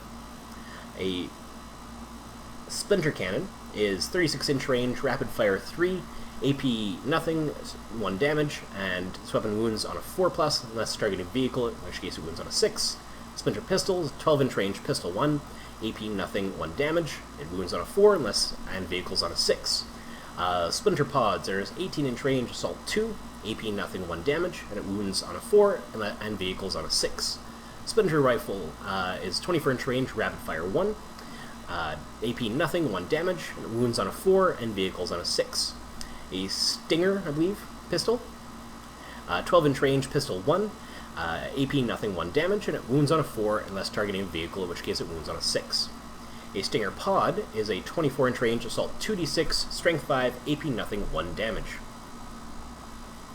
And the last couple here. For ranged weapons, a Twin Liquefier Gun. It's an 8-inch range, assault 2d6, strength 3, AP -D3, 1 damage. Each time this weapon is fired, roll a D3 to determine its AP for those attacks. Twin Splinter Rifle is 24-inch range, rapid fire 2, AP nothing, 1 damage, wounds on a 4, and vehicles on a 6s. Void Lance, 36-inch range, assault 1, strength 9, AP -4, and D6 damage. Void Raven missiles, choose one of these profiles. The Implosion missile is 48-inch range, Assault D3, Strength 6, AP -3, and 1 damage. A Shatterfield missile is 48-inch range, Assault D6, Strength 7, AP -1, and 1 damage. You can reroll failed wound rolls for this weapon. So we'll go down to our melee weapons. Our Agonizer is melee weapon, AP -2 and 1 damage. This weapon wounds on a 4 and vehicles on a 6. Archite Glaive is Strength +2, AP -3, 1 damage. You must subtract 1 from its hit rolls. Beastmaster's Scourge is +1 strength, AP nothing, 1 damage. Blade Veins are Strength 4, AP -1, 1 damage. Bludgeoning Fists are Strength User, AP -1, 2 damage. Chain Flails are Strength User, AP nothing, 1 damage. You can reroll failed wound rolls for this weapon. Claws and Talons are Strength User, AP nothing, 1 damage. Demi-Claves, choose one of the two profiles. Single Blade is +1 strength, AP -3, and 1 damage. Dual Blades are Strength User, AP -2, 1 damage, and you can make 2 additional attacks with them each time it fights. Electro-Corrosive Whip is a melee weapon, AP -2 and 2 damage. It hit wounds on a 4 and vehicles on a 6. A Flesh Gauntlet is AP nothing, 1 damage, wounds on a 4 and vehicles on a 6. Each time you roll a 6 to wound for this weapon, other than against vehicles, the target suffers a mortal wound in addition to any other damage. Glimmersteel Blade, Strength User, AP nothing, 1 damage. You can make an additional attack with it. Monkulus Tools are AP nothing, 1 damage, wounds on a 4 and vehicles on a 6. Hekatari Blade are Strength User, AP nothing, 1 damage. Each time you fight, you make an additional attack with it. A Hellglaive is Strength +1, AP nothing, 2 damage. A Husk Blade is Strength User, AP -2, D3 damage. Hydra Gauntlets are Strength User, AP -1, 1 damage. When it fights, you can make an additional attack with this weapon, and you can reroll failed wound rolls with it. Ichor Injector is Strength User, AP nothing, 1 damage. The bearer can make a maximum of 1 attack with the Ichor Injector each turn. Any remaining attacks must be made with a different melee weapon. You can reroll wound rolls for this weapon. Each time you roll a wound of 6+ for this weapon, the target suffers D3 mortal wounds in addition to any other damage. An Impaler is Strength User, AP -1, 2 damage. A Clave is Strength +1, AP -3, 1 damage. A Macro Scalpel is Strength User, AP -1, 2 damage. A model armed with it can make 1 additional close combat attack with it each time it fights. A model armed with 2 Macro Scalpels can make 2 additional close combat attacks with them each time it fights. A Mane of Barbs and Hooks is Strength User, AP nothing, 1 damage. Each time the bear fights, it can make 2 additional attacks with this weapon. And a Mind Phase Gauntlet is Strength User, AP nothing, 2 damage. Ooh. Back to a regular scheduled aspect. Finishing off the melee weapons. Monstrous Cleaver is Strength User, AP -1, 1 damage, and you can make an additional attack with it. A Penetrating Blade is Strength User, AP -4, 1 damage. Model armed with 2 can make 1 additional attack with him each time it fights. A Power Lance is Strength +2, AP -1, 1 damage. A Power Sword is Strength User, AP -3, 1 damage. Razor Flails are Strength User, AP -1, 1 damage. You can make 1 additional attack with it, and you can reroll failed hit rolls for this weapon. A Scissor Hand is AP -1, 1 damage. Wounds on a 4 and vehicles on a 6. When it fights, you can make an additional attack with this weapon. Shimeshi Blade is AP nothing, 1 damage. Wounds on a 2 and vehicles on a 6. Wound rolls of a 6. Other than against a vehicle, target suffers a mortal wound in addition to other damage. A Shardnet and Impaler is Strength User, AP -1 and 2 damage. A Shock Prow is Strength User, AP -1 and 1 damage. You can make maximum 1 close combat attack with it. If the bearer charges this turn, successful attacks with this weapon have a damage characteristic of D3 instead of 1. Spirit Leech Tentacles are Strength User, AP -1 and 1 damage. Any attacks with a wound roll of 6 do have damage characteristic of D3 instead of 1. A Slith Battle Blade, Strength User, AP -1 and 1 damage. A Stun Claw is Strength +1, AP nothing and 1 damage. Each time you roll a wound roll of 6 for a weapon, it suffers a mortal wound in addition to any other damage. And the Venom Blade is AP nothing, 1 damage, and wounds on a 2 and vehicles on a 6. Alright. And last, well, not the last, more Eldar weapons are Harlequins. Harlequin. Someone please paint their Harlequins up like Harley Quinn. Please. post pictures. Anyway, so a Death Jester, these are not including Wargear, until I say so. These units are not including Wargear. A Death Jester is 75 points, a Shadow Seer is 134 points, 2 to 4 Skyweavers, sorry, 2 to 6 Skyweavers are 35 points each, a Solitaire is 94 points, a Starweaver is 79 points, a Troop unit of 5 to 12 is 15 points each, Troop Master is 59 points, a unit of 1 to 3 Void Weavers are 68 points each. A Fusion Pistol is 9 points, Hallucinogen Grenade Launcher is free, Haywire Cannon is 14 points, Neurodisruptor is 10 points, Prismatic Cannon is 20 points, Prismatic Grenades are free, Shrieker Cannon is free, Shuriken Cannon is 10 points, Shuriken Pistol is free, Star Bolus is free. And for their melee weapons, a Harlequin's Blade is 1 point, a Harlequin's Caress is 9 points, Harlequin's Embrace is 6 points, Harlequin's Kiss is 14 points. A Mist Stave is free, a Power Sword is 4 points, and a Zephyr Glaive is 11 points. And now I'm guessing their details. So a Fusion Pistol is a 6-inch range pistol, strength 8, AP -4, d6 damage. If it's within half range, roll 2 dice using the highest.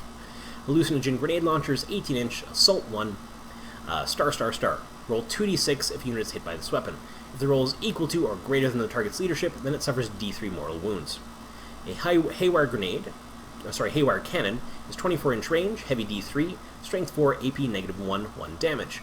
If the target is a vehicle, you roll a wound roll of 4+ for this weapon, the target suffers 1 mortal wound in addition to any other damage. If the wound roll is 6+, the target suffers d3 mortal wounds instead of 1. A Neurodisruptor is 12-inch range pistol, strength 3, AP -3, d3 damage, has a damage of 1 against vehicles.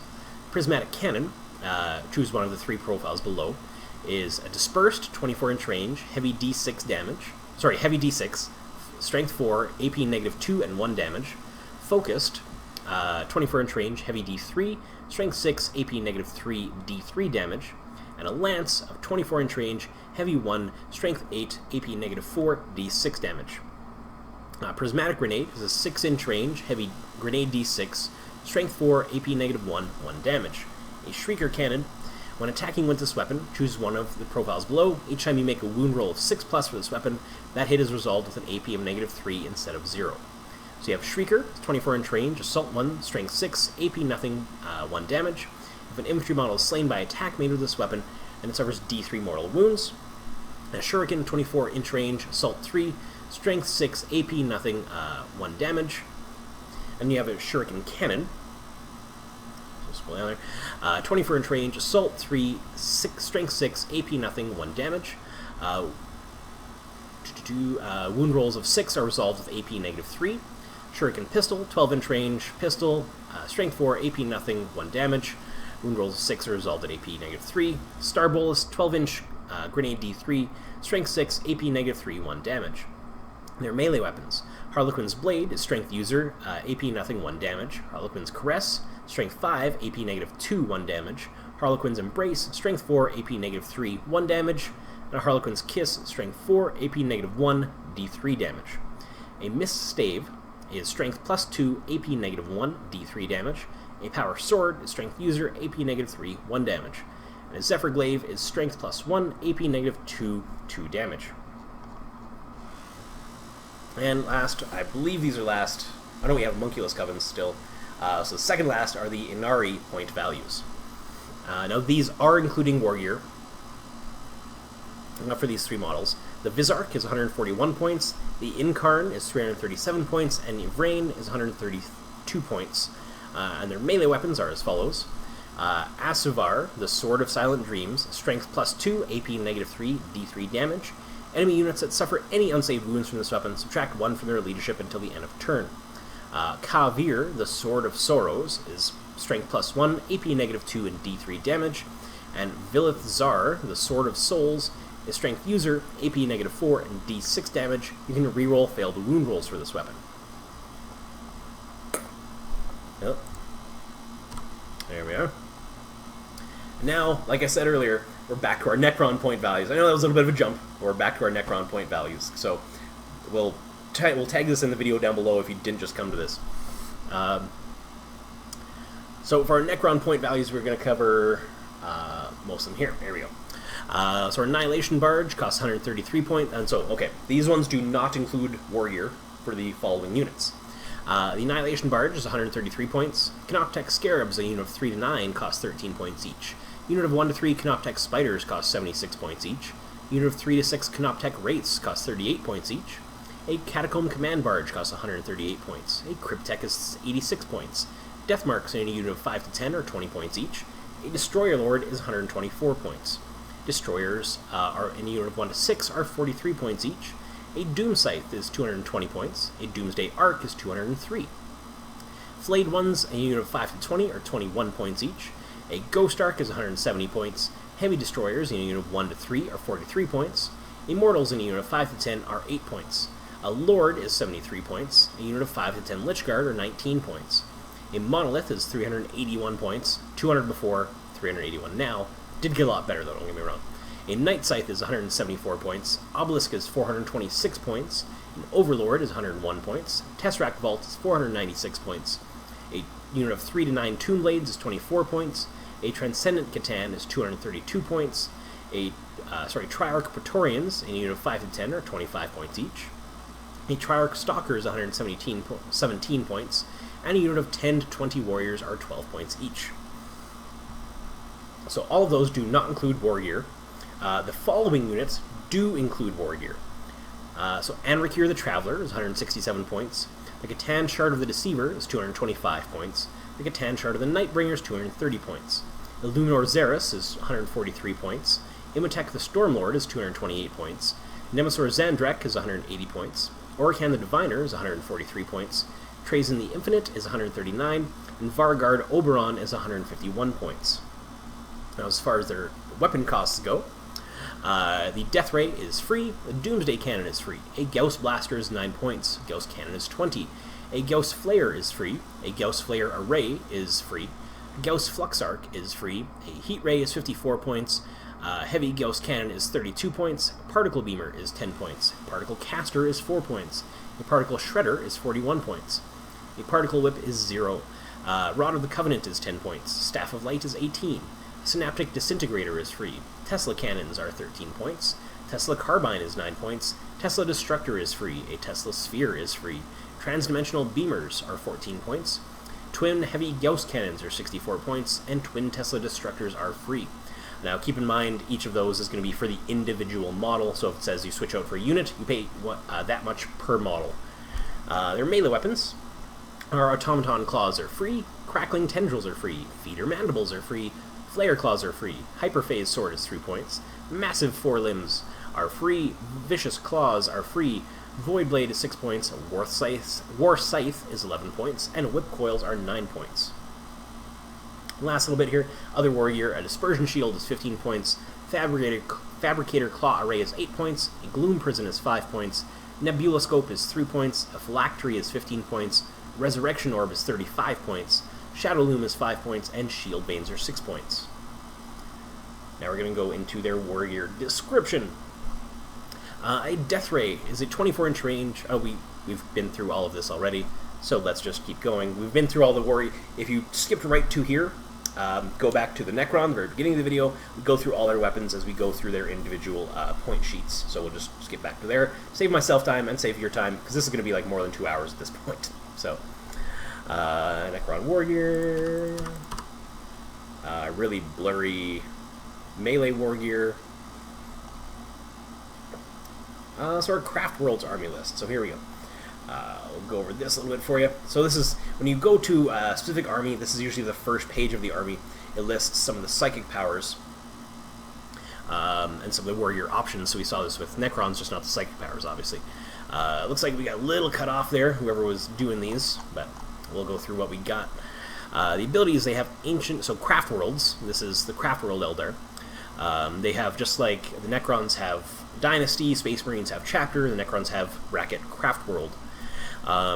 So they also have the Ancient Doom ability. You can reroll failed hit rolls in the fight phase for this unit, in a turn in which it charges or is charged by a Slaanesh unit. However, you must add 1 to morale test for this unit if it is within 3 inches of any Slaanesh units. A little bit of their psychic powers, what we can see here. For the Runes of Battle Discipline, So we'll start with their beginning of their psychic phase here. Before the battle, generate psychic powers for psychers that can use powers from the runes of battle and runes of fate disciplines using the tables below. You can either roll d3 or pick.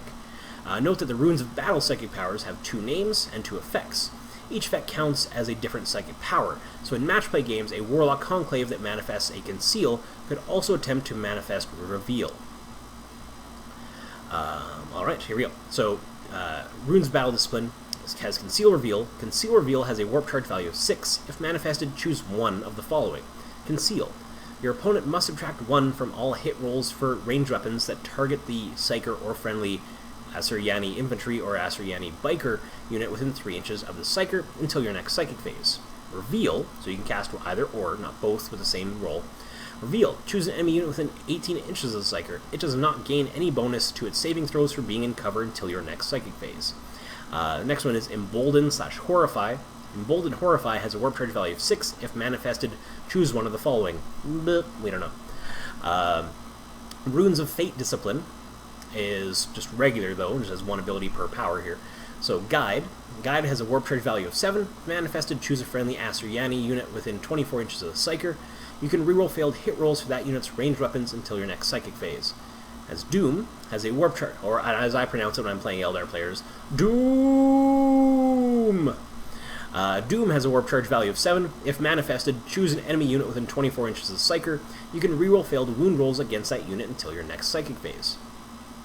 Fortune has a warp charge value of 7. If manifested, choose a friendly Asuryani unit within 24 inches of the Psyker. Until your next Psychic phase, whenever that unit suffers a wound, roll a d6. On a 5+, that wound is ignored. If a unit already has an ability with a similar effect, e.g. the Avatar of Cain, Molten Body ability, the psychic power does not affect them. So don't waste your power targeting it, essentially. It doesn't stack. So now we're getting to the actual unit cards. Now, like I said before, if you're skipping right to here, go and you want to hear about weapons and stuff, go back to the Eldar weapon descriptions. Those will be in there. Here we're just going to go over the unit cards, skipping our weapon descriptions, because we've already read through all of those, and I don't want to do it again. Eldrad Ulthran is 7-inch movement, weapon skill, list skill hitting on 2s, strength 3, toughness 4, 6 wounds, 2 attacks, leadership 9, and a 6-up save. As a single model armed with a shuriken pistol, a witchblade, and the staff of Ulthamar, only 1 can be included in your army. He has Ancient Doom and Battle Focus. Now, Battle Focus was cut off there on our last page, unfortunately. Has a Ghost Helm. Roll a d6 whenever he suffers a mortal wound. On a roll of 5+, ignore it. A mortal wound. So ignoring mortal wounds is really good as well. Armor of the Last Runes. Eldred Uthan has a 3-up invuln save. Runes of the Farseer. Once in the Psychic phase, you can reroll any number of dice used for his attempt to manifest or deny psychic power. Not bad. So once in your opponent's and once in yours. Whenever you pass a psychic test for him, you can add 1 to the next psychic phase, the next psychic test you take for him until the end of the phase, and he can attempt to manifest 3 powers in each friendly psychic phase and attempt to deny 2 in each enemy psychic. He knows Smite and 3 psychic powers from the Runes of Fate Discipline. So he can knows 4 powers. Basically, you get your easy one like Smite out of the way first, because then your next one gets a +1 roll, and then your third power gets a +2 roll, right? Assuming you successfully cast them all. Prince Iriel is a 7-inch move. We're getting a pretty good storm outside. 7-inch move, hitting on 2s, strength 3, toughness 3, 6 wounds, 4 attacks, leadership 9, and a 3-up save. He's a single model armed with Eye of Wrath and Spear of Twilight and Sunburst grenades, and you can only include 1 per army. He has Ancient Doom and Battle Focus. He's also cursed. You must reroll saving throws of 6 for Prince Iriel in this fight phase. He has a Force Shield, giving him a 4-up invuln save, and he has the Path of Command. You can reroll hit rolls of 1 for each friendly Eandin unit within 6 inches. Eldar players, I'm butchering these names, I apologize. Illic Nightspear, moves 7 inches, hits on 2s, strength 3, toughness 3, 5 wounds, 4 attacks, and leadership 9. He's a single model, armed with a Voidbringer, a Shuriken Pistol, and a Power Sword, and you can only include 1 in your army. He's Ancient Doom and Battle Focus. He can appear unbidden. During deployment, you can set up Illic Nightbringer along the night. Let's start again, shall we? During deployment, you can set up Illic Nightbringer walking the winding paths of the webway instead of placing him on the battlefield. Beginning of the first battle round before the turn begins, he emerges from the webway, Set up anywhere on the battlefield that is more than 9 inches away from any enemy models. Bringer of the True Death. You can reroll hit and wound rolls of 1 for Nightbringer attacks when they target a Necron unit. Hunter Unseen. Your opponent must subtract 1 from their hit rolls for attacks that target this unit. In addition, add 2 to this model's saving throws for being in cover instead of 1. Oh, that's a pretty good model. I don't mind him. Seems good. His faction keywords are Eldari, Asuryani, Warhost, Alautic, Character, Infantry, and Illic Nightspear. I'm butchering these and I apologize. Asurman is a 7-inch move, hitting on 2s, Strength 4, Toughness 4, 6 wounds, 5 attacks, Leadership 9, and a 2-up save. Asurman is a single model armed with the Sword of Asur and 2 Avenger Shuriken catapults. Only one of this model can be included in your army. He has Ancient Doom and Battle Focus. He has Shield of Grace, giving a 4-up invuln save against ranged weapons and a 3-up against melee weapons. His defense tactics, when he fires Overwatch, he hits on rolls of 5, regardless of any modifiers. Hand of Asurian. Friendly Aspect Warrior units within 6 inches have a 5-up invuln saves. Friendly Dire Avengers have a 4-up invuln save instead. So, he seems really good. That's something I want to bring in pretty much any list, from the first look of it anyway. Jane Zar can move 8 inches, hitting on 2, Strength 4, Toughness 4, 6 wounds, 4 attacks, Leadership 9, and a 2-up save. His single model armed with the Blade of Destruction and Silent Death, and only 1 in any army. His Ancient Doom and Battle Focus is Acrobatic, so you add 3 to your rolls when Jane Zar advances or charges. As Disarming Strike, at the beginning of each fight phase, you can choose a weapon on an enemy infantry model within 1 inch of her, and roll a d6. On a 3+, that model cannot use that weapon during that fight phase. Banshee Mask. Jane Zar always fights first in the fight phase, even if she didn't charge. If the enemy has units that have charged or that have similar ability, then alternate choosing units to fight, starting with the player whose turn is taking place. War Shout. Your opponents must subtract 1 from the hit rolls in the fight phase for each for attacks that target Jane Zar. Cry of War Unending. Enemy units cannot fire Overwatch at Jane Zar or at friendly units of Howling Banshees within 6 inches. Seems pretty good too. Those last 2 characters seem pretty good. Karandras. Here. Can move 7 inches, hits on 2s, Strength and Toughness 4, 6 wounds, 4 attacks, Leadership 9, and a 2-up save. Is a single model armed with a Scorpion Chainsword, a Scorpion's Claw, and Sunburst Grenades, and only 1 in any army. Has Ancient Doom, Battle Focus, is a Master of Stealth. During deployment, you can set up Karandras in the shadow instead of placing him on the battlefield. If you do so at the end of any of your movement phase, Deep Strike him 9 inches away. Shadow Strike, add 1 to hit rolls for attacks for Karandras that target a unit in cover. Scorpion's Bite. At the beginning of each, which is weird because scorpions sting. At the beginning of each fight phase, roll 4d6 if this model is within 1 inch of an enemy infantry unit. For each roll of a 5 or 6, that unit suffers a mortal wound. If 2 or more infantry units are within 1 inch, choose 1 to target before rolling any dice. Death of 1,000 Stings. There we go. Each time you roll a hit roll of 6+, when making a close combat attack for a Karandras or a model from a friendly striking Scorpions unit within 6 inches of him, that model can immediately make another close combat attack using the same weapon. These extra attacks cannot generate any additional attacks, no going infinite. My favorite name, Fugan. 7 inches, hits on 2s, Strength 5, Toughness 4, 6 wounds, 4 attacks, Leadership 9, and a 2-up save. Is a single model armed with Fire Axe, Fire Pike, and Melt-A-Bombs, and you can only use 1. His Ancient Doom and Battle Focus is Assured Destruction. You can reroll wound rolls of 1 in the shooting phase for attacks Fugan makes that target monsters or vehicles. Unflinching Focus. You can reroll hit rolls of 1 for Fugan's ranged weapons, and for those friendly Fire Dragons units within 6 inches. Has Last to Fall. Roll a d6 whenever Fugan suffers a wound or mortal wound on a 5-up. That wound is ignored. Unquenchable Resolve. At the end of the first fight phase, in which Fugan suffers 1 or more unsaved wounds, his strength and attack characteristic increase by 2. These bonuses last for the rest of the game. That's not with 6 wounds, that's not bad. Baharoth. Can move 14 inches, hits on 2, Strength 4, Toughness 4, 6 wounds, 4 attacks, Leadership 9, and 2-up save. He's a single model armed with a Shining Blade and a Hawk's Talon. Has Cry of the Wind. During deployment, you can set him up in the skies, and then you can deep strike in at the enemy movement phase more than 9 inches away from any enemy model. Has Sky Leap. At the beginning of your movement phase, if Bahamroth is not within 1 inch of an enemy model, he can leap back into the skies, remove him from the battlefield. He can return to the battlefield as described in Cry of the Wind ability. He may not both Sky Leap and descend on Swooping Hawk wings in the same turn. Okay, there we go. If the battle ends while Bahamroth is in the skies, he is considered to be slain. So that's. I just really didn't want him to be able to pop anywhere around the table all the time, because that just seemed a little too good, but you can't do that. Bahamroth's Grenade Pack. He can fire a spread of grenades as he flies over enemy units in his movement phase. To do so, after Bahamroth has moved, pick one enemy unit that he flew over, then roll 1d6 for each model in the enemy unit, up to a maximum of 3 dice. Each die you roll a 4+ on, the target unit suffers 1 mortal wound. The Brilliant Sun. You can add 1 to the leadership of friendly aspect warrior units within 6 inches of Bahamroth, add 2 to the leadership of friendly Swooping Hawks units instead. And has Blazing Fury. You can reroll hit rolls of 1 for friendly Swooping Hawks within 6 inches of them. So each kind of aspect has their own champion from looks of it.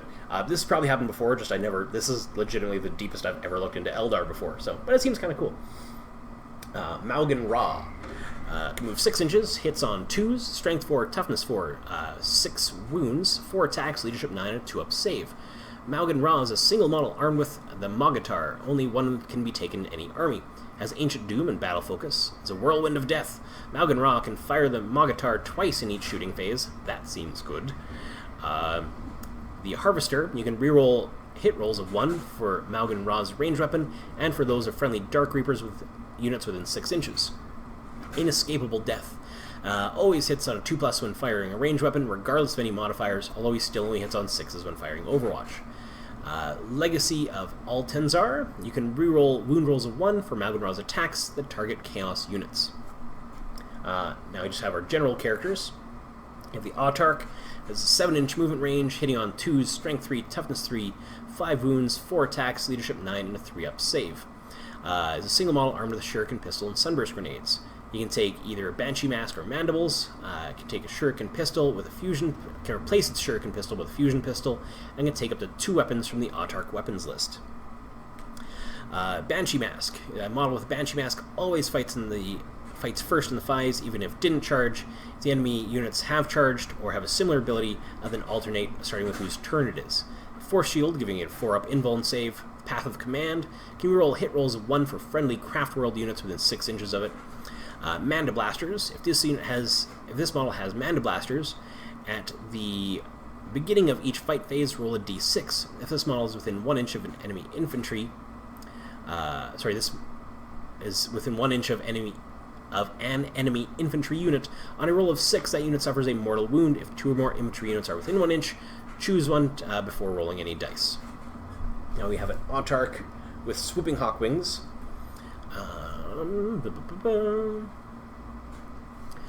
Pretty much the same, other than it has a 14-inch move and has Children of Bahamroth. So during deployment, you can set it up in the skies, place it on the battlefield, gives it Deep Strike and Sky Leap, so you can jump it back up. So it essentially can do what Bahamroth does, can remove it from the battlefield, and then on your next turn, Deep Strike it. You can Deep Strike and remove in the same turn, but you can't remove and then Deep Strike in the same turn. Next page. So an Autarch with a Warp Jump Generator. Scroll up so you guys can see that. 7-inch range, hitting on 2s, strength 3, toughness 3, 5 wounds, 4 attacks, leadership 9, a 3-up save. It's armed with a Shuriken Pistol and Sunburst grenades. Can take a Banshee Mask or Mandibles, can replace its Shuriken Pistol with Fusion Pistol, and can take up 2 weapons from the Autarch list. Warp Jump Generator. When this model moves in the movement phase, it can do so normally, or using its Warp Jump Generator. If it uses its Warp Jump Generator, it cannot advance or charge its turn, but its move characteristic is replaced by 4d6, by the looks of that picture. And it can fly until end of phase. It has a 4-up invuln save, and has Banshee Mask Mandibles if you want to take those. The Autarch Skyrunner is a single model, armed with a Shuriken Pistol, and their Eldari jet bike is equipped with twin Shuriken Catapult. 16-inch move, hitting on 2s, strength 3, toughness 4 because of the bike, 6 wounds, 4 attacks, leadership 9, and 3 up save. You may take either a Banshee Mask or Mandibles. This model may replace its Shuriken pistol with a fusion pistol. You can take up to 2 weapons from the Autarch weapons list, or a laser lance, and up to 1 weapon from the Autarch weapons list. Has Ride the Wind. When this model advances, add 6 inches to its move characteristic for that phase instead of rolling a dice. So automatic 6 inches when it moves, so 22-inch movement range on that guy. That's a little nuts. Has also have a big ol' Avatar Cane. 7-inch move, hitting on 2s, strength 6, toughness 6, 5 wounds, 5 attacks, leadership 9, and 3 up save. It's a single model armed with the Wailing Doom, and you only can include 1 in your army. Has Molten Body. Roll a d6 whenever the Avatar of Cain suffers a wound or a mortal wound. On a 5-up, that wound is ignored.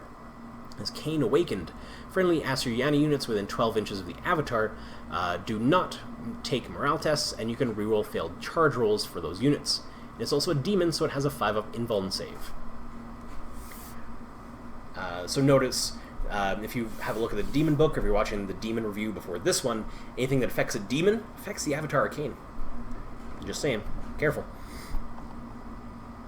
Our Farseer. This is really blurry, and my eyes hurt. 7-inch move, hitting on 2, strength 3, toughness 3, 5 wounds, 2 attacks, leadership 9, and a 6-up save. Single model armed with a Shuriken pistol and a Witchblade. May replace its Witchblade with a Singing Spear. It has Ancient Doom and Battle Focus. A Ghost Helm. Roll a d6 whenever this model suffers a mortal wound. Roll a 5-up, ignore it. Has Rune Armor, so a 4-up invuln save. And Runes of the Farseer. Once in each psychic phase, you can reroll any number of dice used for this model's attempt to manifest or deny a psychic power. It can attempt to manifest 2 psychic powers in each phase, and attempt to deny 2 psychic powers in each enemy phase. It is Eldari, Asuryani, and Warhost Craftworld. It is a character infantry, psyker, and Farseer. Farseer Skyrunner, as a Farseer on a bike, 16-inch move, hitting on 2s, strength 3, toughness 4, 6 wounds, 2 attacks, leadership 9, 4-up save. Single model armed with Shuriken pistol and Witchblade on a bike with twin Shuriken catapult. Has Ancient Doom and Battle Focus. And nothing else has changed from the original Farseer there. So we have a Warlock Conclave. Warlock Conclave can move 7, hits on 3, strength 3, toughness 3, 2 wounds, 2 attacks, leadership 8, and a 6-up save. This unit contains 2 Warlocks. It can include up to 8 additional Warlocks. Each model is armed with a Shuriken pistol and a Witchblade. Any model may replace its Witchblade with a Singing Spear. They have Ancient Doom and Battle Focus. They have Rune Armor and Destructor. Destructor says, when this unit manifests the Smite psychic power, it has a range of 9 inches rather than 18. In addition, if this unit consists of 1 to 3 models, when it manifests Smite, it only deals a single mortal wound. If it consists of 7 to 10 models, when it manifests Smite, it always deals d6. If this unit has 1 to 3 models, it can attempt to manifest 1 psychic power in each friendly phase and attempt to deny 1.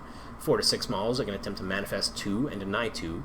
7 to 10 models, it can attempt to manifest 3 and deny 3. If this unit has more than 1 model when manifesting or denying a psychic power, first select a model in the unit, measure range, visibility, etc. from this model. If this unit suffers Perils of the Warp, it suffers d3 mortal wounds as described in the core rules. But units within 6 inches will only suffer damage if the Perils of the Warp cause the last model in the manifesting unit to be slain. So that's what we were wondering about before in my when we talked about Perils in my other video, so now we know. Warlock on its own has basically the same stat line, just you can take 1. And on his own, he can attempt to manifest 1 and deny 1 psychic power. No Smite and 1 power from the Runes of Battle Discipline. They are both Eldari, Asuryani, Warhost, Craftworld, and keywords are Character, Infantry, Psyker, and Warlock. So you have a Warlock Skyrunner Conclave. So it contains 2 Warlock, you can take up to 8 additional, and they're all on bikes. And it contains all the rules that the bikes combined with Warlocks do, and have all their keywords. You can have a Warlock Skyrunner on his own as well, which is just a unit of 1. We have our Spirit Seer. They have 7-inch range, weapon skill and bliss skill hitting on 2s, strength 3, toughness 3, 4 wounds, 2 attacks, leadership 8, and a 6-up save. There's a single model armed with a Shuriken pistol and a Witch Staff. They have Ancient Doom and Battle Focus, Rune Armor, and a Spirit Mask. A Spirit Mask is you can reroll hit rolls of 1 for friendly Craftworld Spirit Host units, attacks against enemy units that are within 6 inches of this model. So he's really good at protecting him, so making other people protect him. And he can attempt to manifest 1 psychic power and attempt to deny 1 psychic power. And he knows Smite and 1 power from Runes of Battle. He has Eldari, Asuryani, Spirit Host, and Craftworld. He has a character, inventory, psyker, and spirits here. Then we have our first troop, Guardian Defenders. So our Guardian Defenders can move 7 inches. Weapon skill and bliss skill hitting on 3s, strength 3, toughness 3, 1 wound, 1 attack, leadership 7, and a 5-up save. You can also take a heavy weapons platform. So they can take up to 2 if they take up to 20. If they take up to 20 Guardians, they can take up to 2 platforms. Platforms can move 7 inches, have a weapon skill hitting on 6, bliss skill hitting on 3s, strength 3, toughness 3, 2 wounds, 1 attack, leadership 7, and a 3-up save. Each Guardian is armed with a shuriken catapult and sunburst grenades. Each heavy weapon platform is armed with a shuriken cannon. Any heavy weapon platform may replace the shuriken cannon with a weapon from the heavy weapons list. The abilities have Ancient Doom and Battle Focused, and it is a crude weapon. A heavy weapon platform can only fire its ranged weapon if a Guardian from its unit is within 3 inches and fires it instead of shooting any of their own weapons. A single Guardian cannot operate multiple heavy weapons platforms in this way in a single turn. Faction keywords are Eldari, Asuryani, Warhost, and Craftworld. Keywords for the Guardian are Infantry, Guardian Defenders, and for the platform are Infantry, Artillery, and Heavy Weapon Platform. We then have our Storm Guardians. Can move 7-inch, weapon skill, bliss skill hitting on 3s, strength 3, toughness 3, 1 wound, 1 attack, leadership 7, and a 5-up save. Each unit contains 8 Guardians. You can contain up to 8 or 16 additional Guardians. Each model is armed with a Shuriken pistol, an Eldari blade, and sunburst grenades. The Wargear options, up to 2 Guardians can replace their pistols and Eldari blades with either a flamer or fusion gun. Up to 2 Eldari Guardians may replace their Eldari blade with a power sword. Any Guardian may replace their blade with a chain sword. They have Ancient Doom and Battle Focus. Faction keywords are Eldari, Asuryani, Warhost, and Craftworld. Keywords are Infantry and Storm Guardians. We have our Wind Riders, so our Bikers. They can move 16 inches, bliss skill and weapon skill hitting on 3s, strength 3, toughness 4, 2 wounds, 1 attack, leadership 7, and a 4-up save. This unit contains 3 Wind Riders. You can contain up to 3 or 6 additional. Each of the Eldari jet bikes is equipped with a twin shuriken catapult. Wargear options.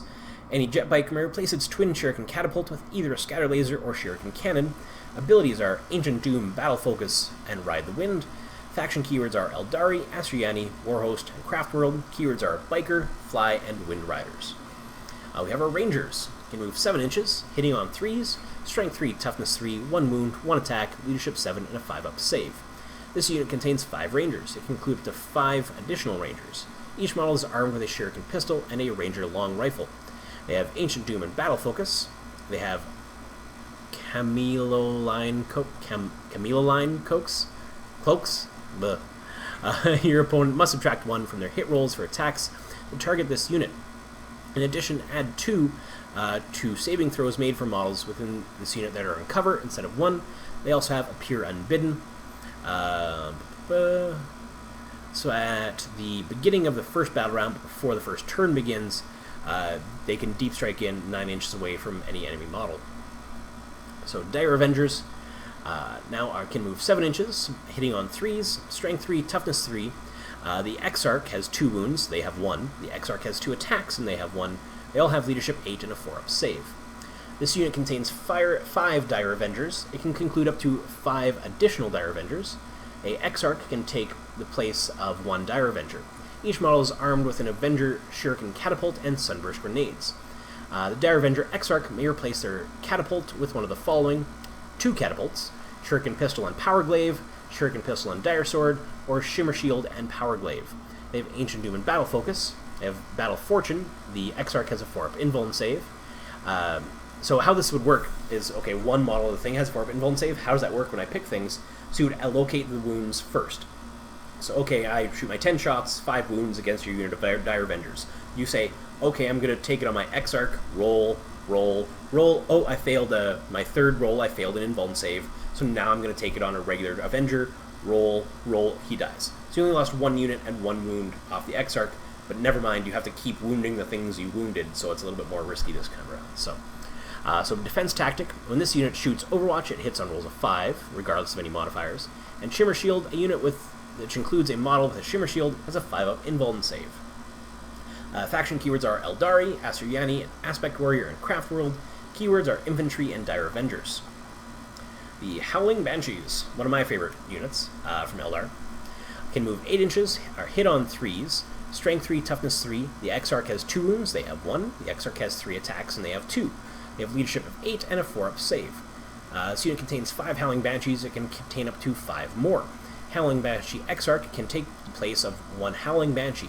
Each model is armed with a Shuriken Pistol and Power Sword. Their options are, the Exarch may replace her Power Sword with a Triskel or an Executioner. The Howling Banshee Exarch may replace her Shuriken Pistol with a Power Sword or Mirror Swords. May replace her Pistol and Power Sword with Mirror Swords. They have Ancient Doom and Battle Focus. They have Banshee Mask. They are acrobatic, so it means they add 3 to your rolls when this unit advances or charges.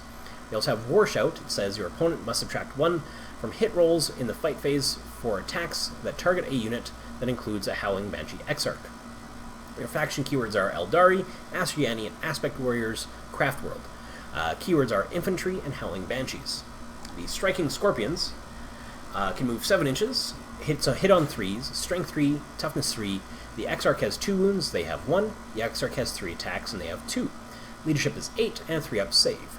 Unit contains 5 Scorpions, it can contain up to 5 more. A Striking Scorpion Exarch can take the place of 1 Scorpion.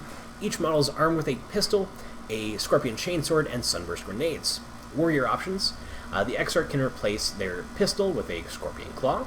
They can replace their Scorpion Chainsword with a Biting Blade. They may replace their Shuriken Pistol and Scorpion Chainsword with Chain Sabers.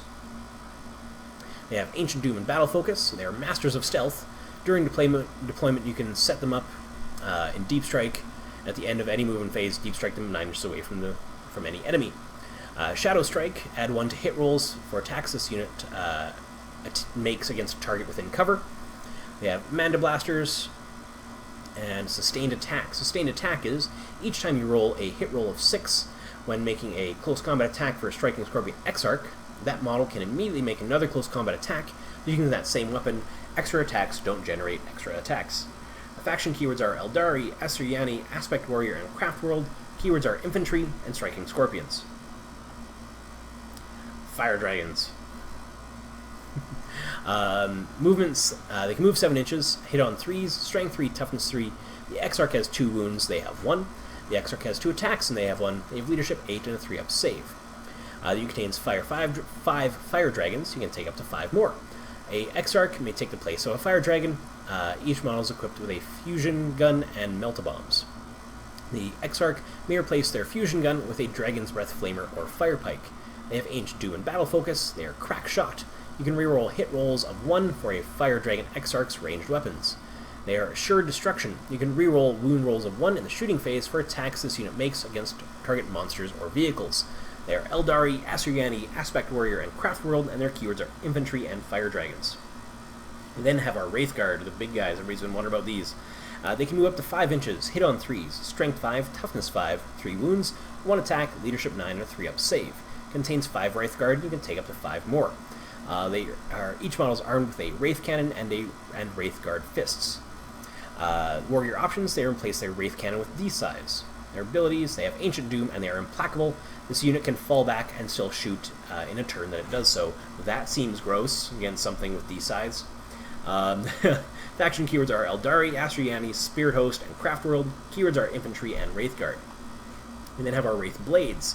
They can move 5 inches, hit on 3s, Strength 5, Toughness 5, 3 wounds, 2 attacks, Leadership 9, and a 3-up save. This unit contains 5 Wraith Blades. It can include up to 5 additional. Each model is armed with ghost swords. Warrior options, the entire unit may replace their ghost swords with ghost axes and force shields. They have Ancient Doom and Fires of Wrath. Add 1 to the attack characteristic of models in this unit in a turn in which it charges.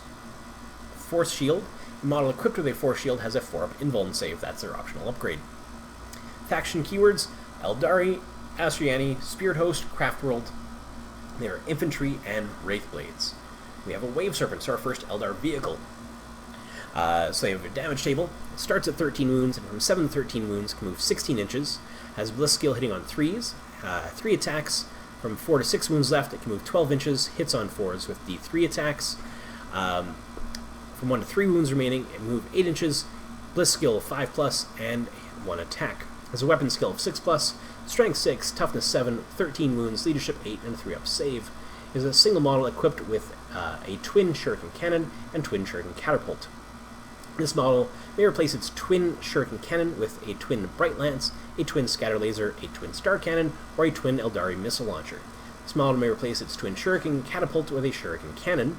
This model may replace items from the vehicle equipment list. Has a serpent shield, so new serpent shield rules. Any damage suffered by a wave serpent from a ranged weapon is reduced by 1 to a minimum of 1. In addition, once per battle, a wave serpent can discharge its serpent shield. If it does so, roll a d6. On a 2+, the nearest visible enemy, unit within 24 inches, suffers d3 mortal wounds. The wave serpent then gains no benefit from this ability for the remainder of the battle. So, serpent shield, you discharge it, it just goes away now.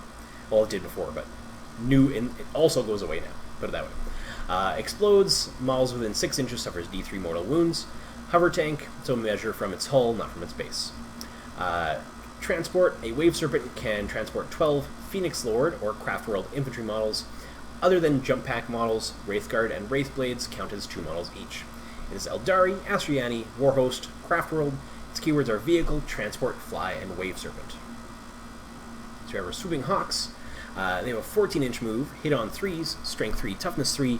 The Exarch has 2 wounds, they have 1. The Exarch has 2 attacks, they have 1. They have leadership 8 and a 4-up save. It has 5 Swooping Hawks, you can take up to 5 more. The Exarch can replace one of the Hawks. Each model is equipped with a Last Blaster. The Exarch may replace their blaster with a Hawk's Talon or Sun Rifle. The Exarch may take a Power Sword. They have Ancient Doom and Battle Focus, Herald of Victory. They can add 1 to the leadership of friendly Craftworld units within 3 inches of any enemy that includes a Swooping Hawk, of any unit that includes a Swooping Hawk Exarch. Swooping Hawk Grenade Pack. So same thing, they can jump over a unit, then roll 1d6 for each model, up to a max of 3. Each time you roll a 6, the enemy suffers a mortal wound. Children of Baharoth, so they can essentially deep strike and then jump back, or they can jump back and then deep strike in the next turn. Essentially, they can deep strike in at the end of the movement phase and leap out at the beginning of the movement phase. So they can't leap in and out, never mind. But they can leap out and then in the next turn. They were thinking about these rules, right? You can't... Well, what do you mean? There seems to be a little less confusion of these rules on my first 3-hour read-through of these, anyway. Faction keyword, Eldari, Asuryani, Aspect Warrior, Craftworld. Keywords are Infantry, Jump Pack, Fly, and Swooping Hawks. The Warp Spiders can move 7 inches, hit on 3s, Strength 3, Toughness 3. The Exarch has 2 wounds, they have 1. The Exarch has 2 attacks, they have 1. Leadership 8, and a 3-up save. Contains 5 spiders, you can take up to 5 more. A Exarch may replace one of the spiders. Each model has a Death Spinner. The Warp Spider Exarch may replace their Death Spinner with either 2 Death Spinners or a Spinneret Rifle. The Warp Spider Exarch may take Power Blades. So they have Ancient Doom and Battle Focus. They have a Warp Jump Generator. So instead of moving, they can use their Warp Jump to generate, and their move characteristic is increased by 4d6, and they can fly until the end of phase. Flicker Jump. When a unit with this ability is targeted by a ranged weapon, you can declare that they will make a Flicker Jump. If they do, your opponent must subtract 1 from hit rolls for attacks that target this unit until the end of the phase. However, you must immediately roll 2d6 on a 2d6. On a 2, so 1 in 36 chance, 1 model from the Warp Spider's unit is slain. Iron Resolve. A unit that contains a Warp Spider Exarch can reroll failed morale tests. Faction keywords are Eldari, Asuryani, Aspect Warrior, and Craftworlds. Keywords are Infantry, Jump Pack, and Warp Spiders. Shining Spears, 16-inch move. Weapon, they hit on 3s, Strength 3, Toughness 4. The Exarch has 3 wounds, they have 2. Exarch has 3 attacks, and they have 2. Leadership 8 and a 3-up save. This unit contains 3 Shining Spears, and include up to 3 or 6 more. The Exarch may replace one may take the place of one Shining Spear. Each model is armed with a laser lance, and each of their jet bikes is armed with twin shuriken catapults. The Exarch may replace their laser lance with a Star Lance or Paragon Blade. They are Ancient Doom and Battle Focus. They ride the wind. They have Acrobatic Grace, so models in this unit have a 4-up invuln save against ranged weapons. They are also Expert Hunters, so you can reroll wound rolls for a Shining Spear Exarch when they target a monster or vehicle. Faction keywords are Eldari, Asuryani, Aspect Warrior, Craftworld. Keywords are Biker, Fly, and Shining Spear. Crimson Hunters. So, some of this model's characteristic have changed. They have a damage table. They start at 12 wounds. So from 7 to 12 wounds, they can move 20 to 60 inches and hit on 2s with their Bliss skill. From 4 to 6 wounds remaining, they can move 20 to 40 inches, Bliss skill 3+. From 1 to 3 wounds remaining, they can move 20 to 25 inches and Bliss skill of 4+. A Crimson Hunter is a single model equipped with a Bright Lance and a Pulse Laser. They have Wings of Cain, so when this model advances, add 20 inches to its move characteristic for that movement phase instead of rolling a dice. Each time this model moves, first pivot at 90 degrees, does not contribute to how far a model moves, and then move model straight forward. Once its move has been finished, you can pivot a further 90 degrees as before. Airborne. This model cannot charge, can only be charged by things that fly, and can only attack or be attacked in the fight phase by things that can fly. It's hard to hit, so your opponent must subtract 1 from the hit rolls for attacks that target this model in the shooting phase. As Sky Hunters, you can reroll all failed wound rolls for this model's ranged weapons that target units that can fly. Crash and Burn. If this model is reduced to 0 wounds, on a roll of a 6, it crashes in a fire explosion. Everything within 6 inches suffers D3 mortal wounds. Faction keywords are Eldari, Asuryani, Aspect Warrior, and Craftworld. Keywords are Vehicle, Fly, and Crimson Hunter. The Exarch, Crimson Hunter Exarch, is a single model equipped with 2 Bright Lances and a Pulse Laser. Let's see. Hard to hit, Sky Hunters. So the only difference that I can see between these offhand, it's late, but offhand, is it has 2 Bright Lances that you can replace with 2 Star Cannons if you want to. And it has Marksman's Eye. You can reroll hit rolls of 1 for this model's ranged weapons. So, decent, but well, I don't know the points difference yet. So faction keyword are Eldari, Asuryani, Aspect Warrior, and Craftworld. Keywords are Vehicle, Fly, and Crimson Hunter.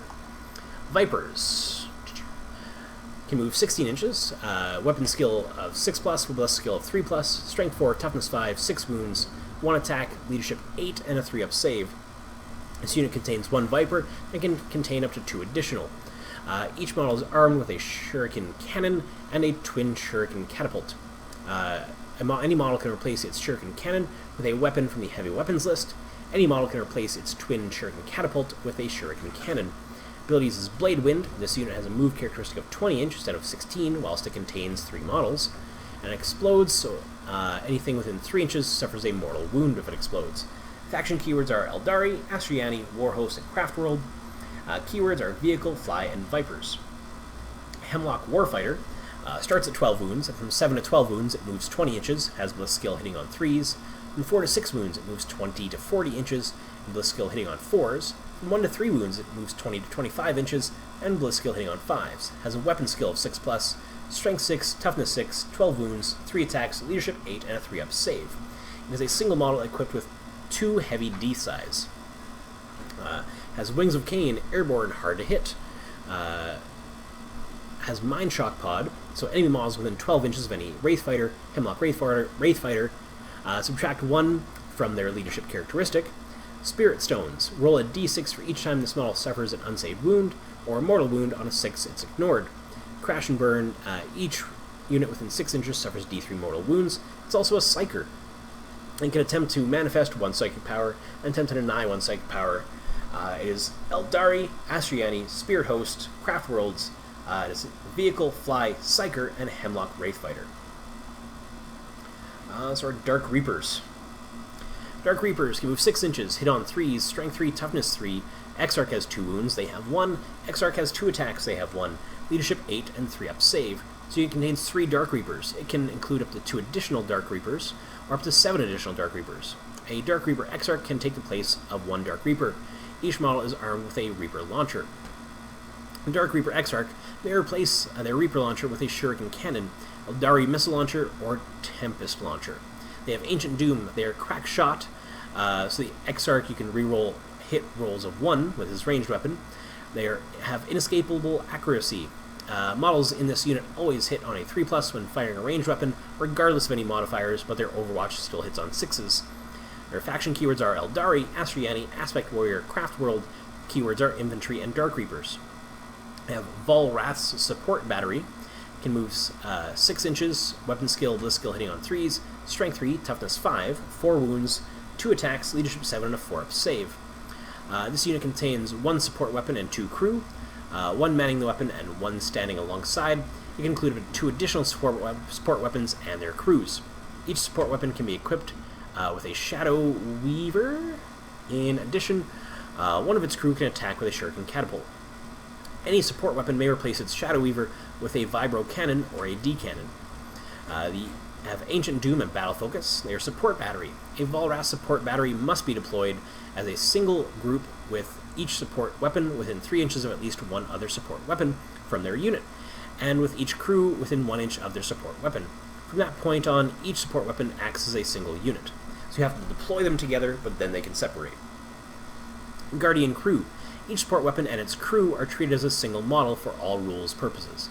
The crew must remain within 1 inch of their support weapon and cannot be targeted or attacked separately. The range and visibility of all attacks made by a support weapon and its crew are measured from the support weapon, not the crew. So you're one guy that can fire his cannon, you still use the cannon's line of sight. The faction keyword are Eldari, Astriani, Warhost, and Craftworld. The keywords are Vehicle, Artillery, and Support Weapon. We then have a Falcon. So they start at 12 wounds, and from 7 to 12 wounds can move 16 inches, bliss skill hitting on 3s and 3 attacks. From 4 to 6 wounds, they move 12 inches, bliss skill hitting on 4s and D3 attacks. From 1 to 3 wounds, they move 8 inches, bliss skill 5+, and have 1 attack. Weapon skill is 6+, strength 6, toughness 7, 12 wounds, leadership 8, and 3-up save. A Falcon is a single model equipped with a pulse laser, shuriken cannon, and a twin shuriken catapult. This model may replace its shuriken cannon with a weapon from the heavy weapons list, can replace its twin shuriken catapult with a shuriken cannon. This model may take items from the vehicle equipment list. It's a hover tank and has explodes, so things within 6 inches suffer D3 mortal wounds when it explodes. A Falcon can transport 6 Phoenix Lord or Craftworld infantry models. Other than jump pack models, Wraithguard and Wraith Blades count as 2 models each. Faction keywords are Eldari, Astriani, and Warhost, Craftworld. Keywords are Vehicle, Transport, Fly, and Falcon. Fire Prism. Are you going to use it? This go round, we'll see. They start at 12 wounds. From 7 to 12 wounds, they can move 16 inches, bliss skill hitting on 3s, 3 attacks. Remaining wounds from 4 to 6, they move 12 inches, have a bliss skill hitting on 4s, and have D3 attacks. From 1 to 3 wounds, they move 6 inches, bliss skill hitting on 5s, and 1 attack. Weapon skill is 6 up, strength 6, toughness 7, 12 wounds, leadership 8, and a 3-up save. A Fire Prism is a single model equipped with a prism cannon and a twin shuriken catapult.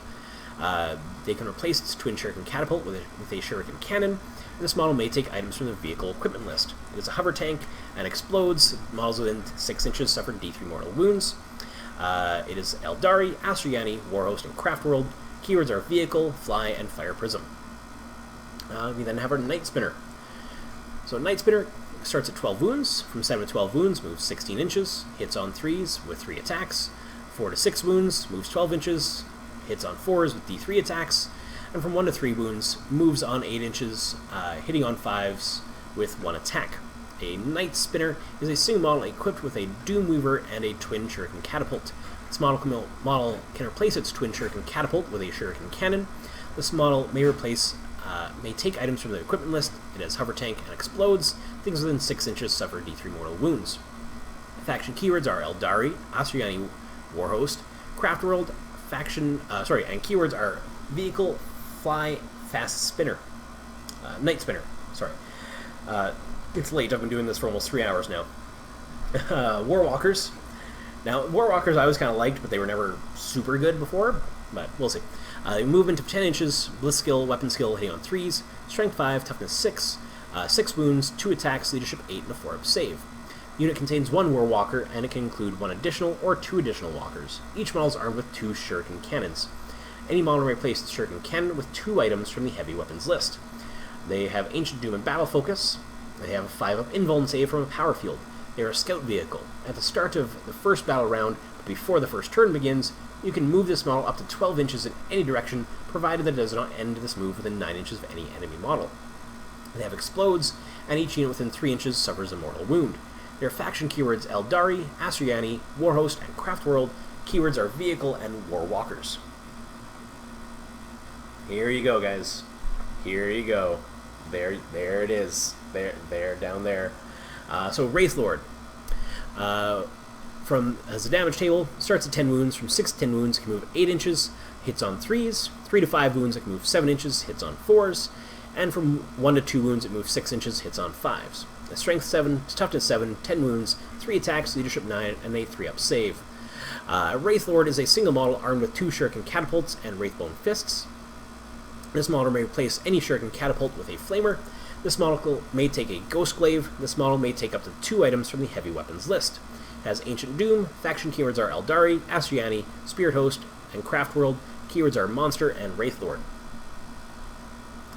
And there's the big guy's sheet here. Alright, so he starts at 24 wounds, so same as a Knight Titan.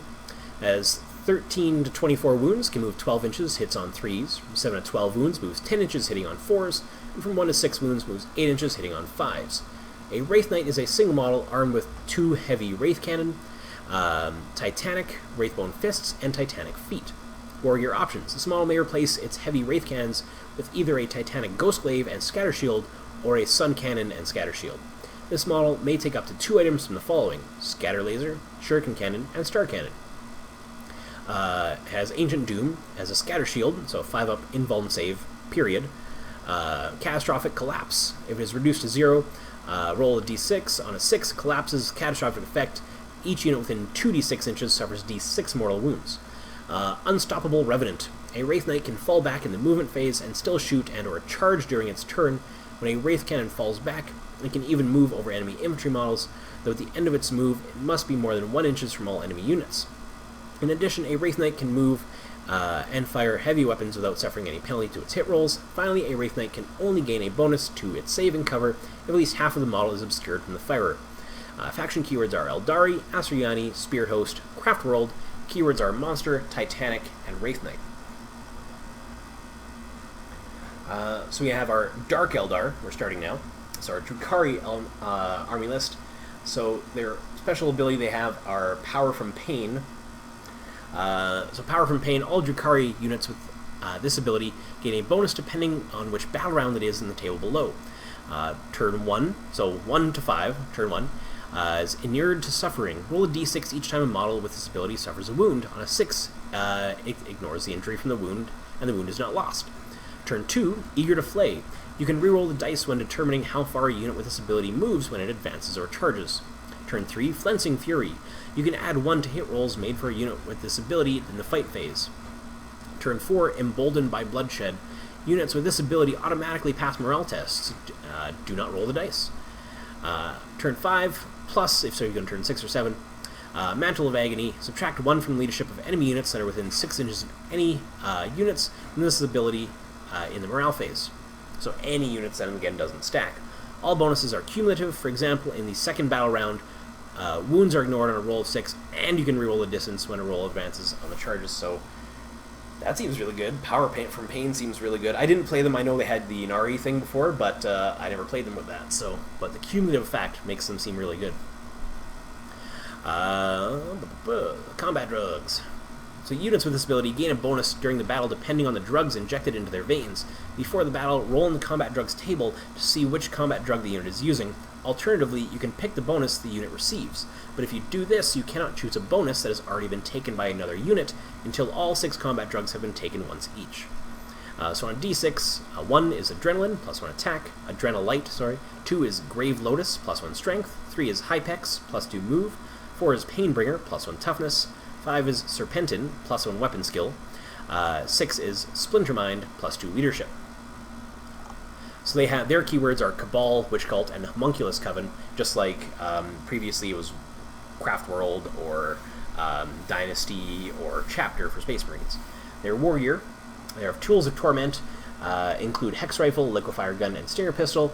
Weapons of Torture include Agonizer, Electro-Corrosive Whip, Flesh Gauntlet, Mind Phase Gauntlet, Scissor Hand, and Venom Blade.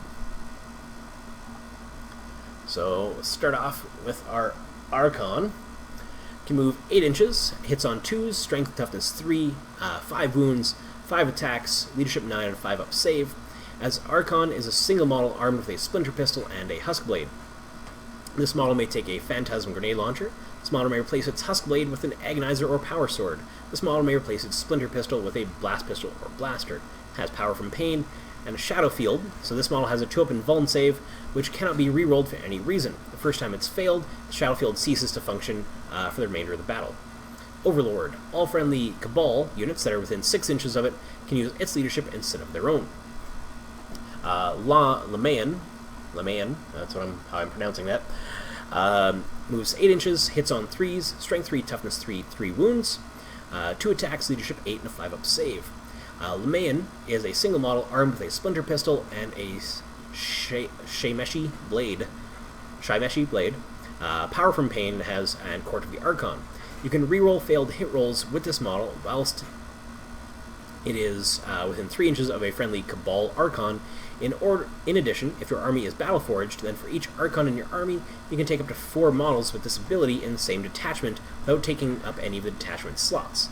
That seems pretty good, because there is more than one thing with the Court of the Archon you'll see going forward if you're not reading ahead. Faction keywords are Eldari, Drukhari, and Cabal. Keywords are Character, Infantry, and Lemayan. And then have our Medusae. They move 8 inches, Weapons Skill to Skill 3, Strength 3, Toughness 3, 3 wounds, 1 attack, Leadership 8, and a 5-up save. It is a single model which attacks with an Eye Burst. They have Power from Pain and Court of the Archon. They are Eldari, Drukhari, and Cabal.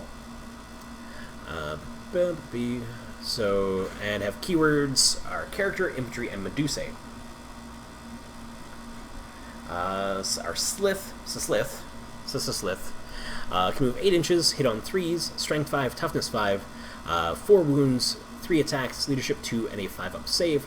A Slith is a single model equipped with a Shard Carbine, Splinter Pistol, and Slith Battle Blade. They are insensible to pain. A Slith has a 5-up Invuln save. They are Cold-Blooded Bodyguard. Roll a d6 each time a Cabal Archon loses a wound whilst they are within 3 inches of this model. On a 2+, this model intercepts that hit, and the Archon does not lose a wound, but this model suffers a mortal wound. They also have Court of the Archon. Faction keywords are Eldari, Drukhari, and Cabal. Keywords are Character, Infantry, and Slith. We have Urgul.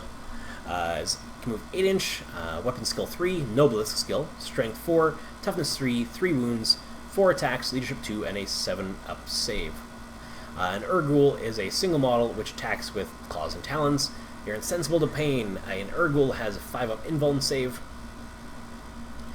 Ferocious Charge, add 2 to its attacks characteristic, a charge in the same turn, and has Court of the Archon. Faction keywords are Eldari, Drukhari, and Cabal. Keywords are Character, Infantry, and Urgul. We have our Succubus. Moves 8 inches, hits on 2s, Strength 3, Toughness 3, 5 wounds, 4 attacks, Leadership 8, and a 6-up save. A Succubus is a single model armed with a Splinter Pistol and Archite Glaive. Wargear options: small may replace its Splinter Pistol with an Agonizer, Blast Pistol, or Impaler. Has Power from Pain and Combat Drugs. They have Brides of Death. Sounds cool. In the fights phase, you can reroll all hit rolls 1 made for friendly Witch Cult units that are within 6 inches of this model. Of Lightning Dodge, this model has a 4-up Invuln save, and No Escape. Roll off if any enemy infantry unit within 1 inch of enemy models with this ability wishes to fall back. The enemy unit can only fall back if the player commanding it wins the roll-off. Faction keywords are Eldari, Drukhari, and Witch Cult. Keywords are Character, Infantry, and Succubus. We can go back to our Lilith Hesperax.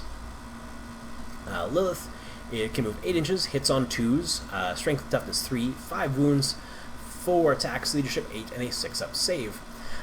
She is a single model armed with 2 penetrating blades and a mane of barbs and hooks. Only one of this model can be included in your army. Lilith Lilith may replace one penetrating blade with an impaler, has power from pain, combat drugs, a league apart. Lilith rerolls all failed hit and wound rolls when attacking enemy characters in the fight phase. Has Brides of Death, just like our Succubus, has no escape, and Quicksilver Dodge. Quicksilver Dodge gives her a 3-up invulnerable save. Faction keywords are Eldari, Drukhari, and Witch Cult of Strife. Keywords are Character, Infantry, Succubus, and Lilith Hesperax. We have our Homunculus. 7-inch move, hits on 2s, Strength 3, Toughness 4, 5 wounds, 5 attacks, Leadership 8, and a 6-up save. A Homunculus is a single model armed with a Splinter Pistol and Homunculus tools. A Splinter Pistol we've already gone over all the weapons, so those are back in the weapons section in the description below. This model may take items from the Weapons of Torture and or Tools of Torment lists. This model may take a Crucible of Malediction. Pain from Power is insensible to pain, this gives it a 5-up invuln. As a Master of Pain, add 1 to the toughness of friendly Homunculus Coven units within 6 inches of 1 or more models with this ability, and its Crucible of Malediction.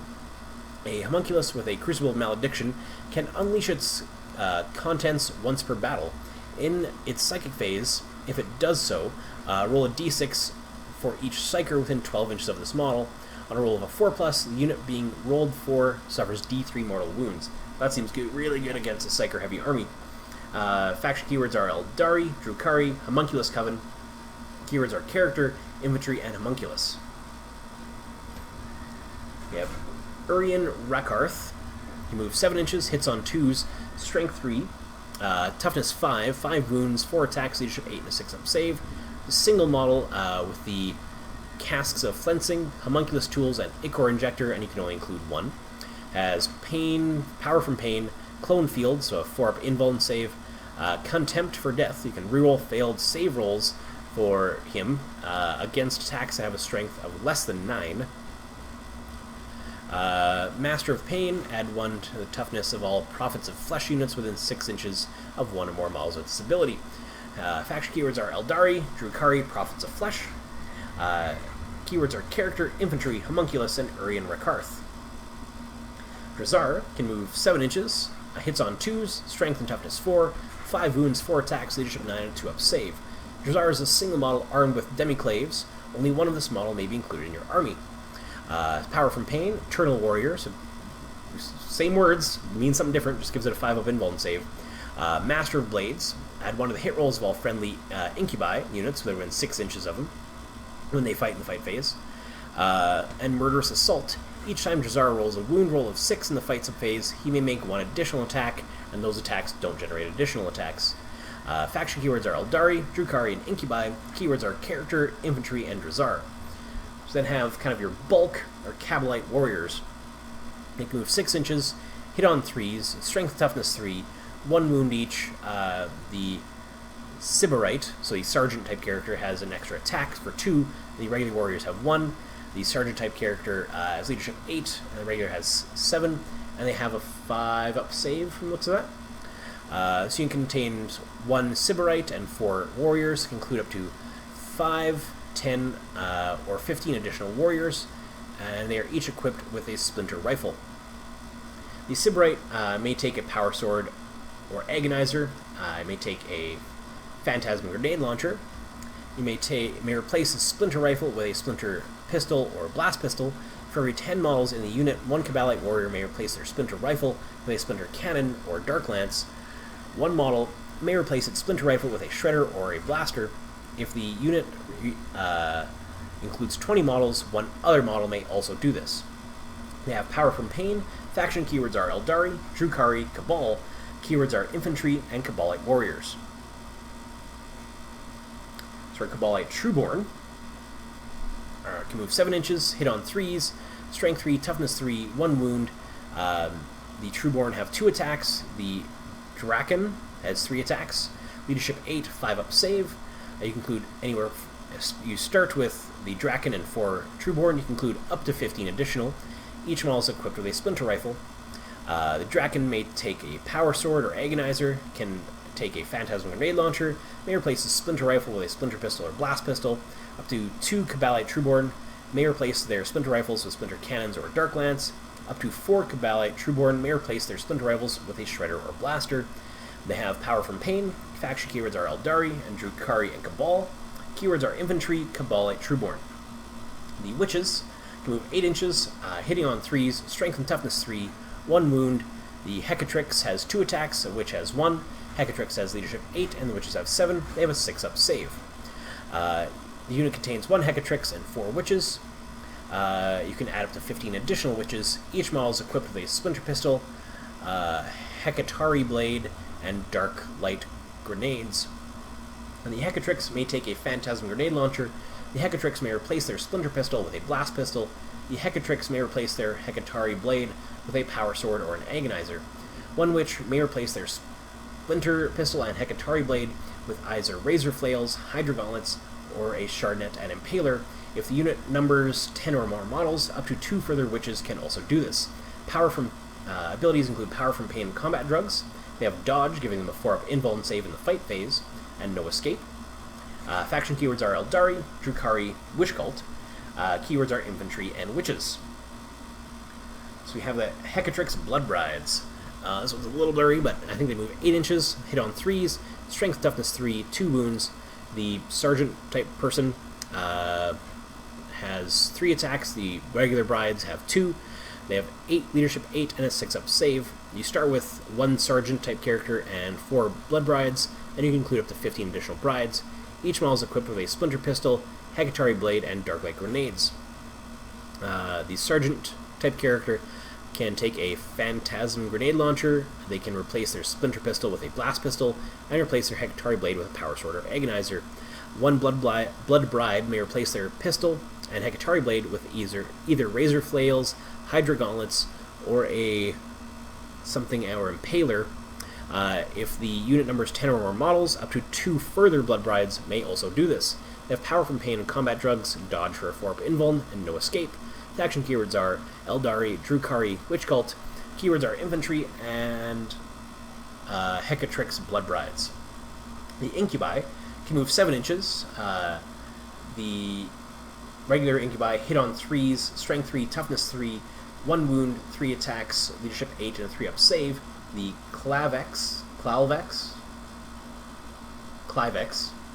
has weapon skill hitting on 2s, list skill hitting on 3s, Strength 3, Toughness 3, 2 wounds, 4 attacks, Leadership 9, and a 3-up save. The unit contains 1 Clivex and 4 Incubi, and can include up to 5 additional Incubi. Each model is equipped with a Clave. The Clivex may replace their Clave with Demiclaves. They have Power from Pain and Lethal Precision, so add 2 damage characteristic of a close combat attack made by Claves if the wound roll for the attack is 6+. Faction keywords are Eldari, Drukhari, and Incubi, and they are the keyword Infantry. Mandrakes can move 8 inches, hit on 3s, Strength 4, Toughness 3, 1 wound. The Mandrakes have 2 attacks, Leadership 7, and a 7-up save. The Night Fiend has 3 attacks, and Leadership 8, and a 7-up save. The unit contains 1 Night Fiend and 4 Mandrakes. It can include with 5 additional Mandrakes. Each model is equipped with a Bale Blast and Glimmer Steel Blade. They have Power from Pain, Shrouded from Sight, so your opponent must subtract 1 from hit rolls of any attacks to target this unit.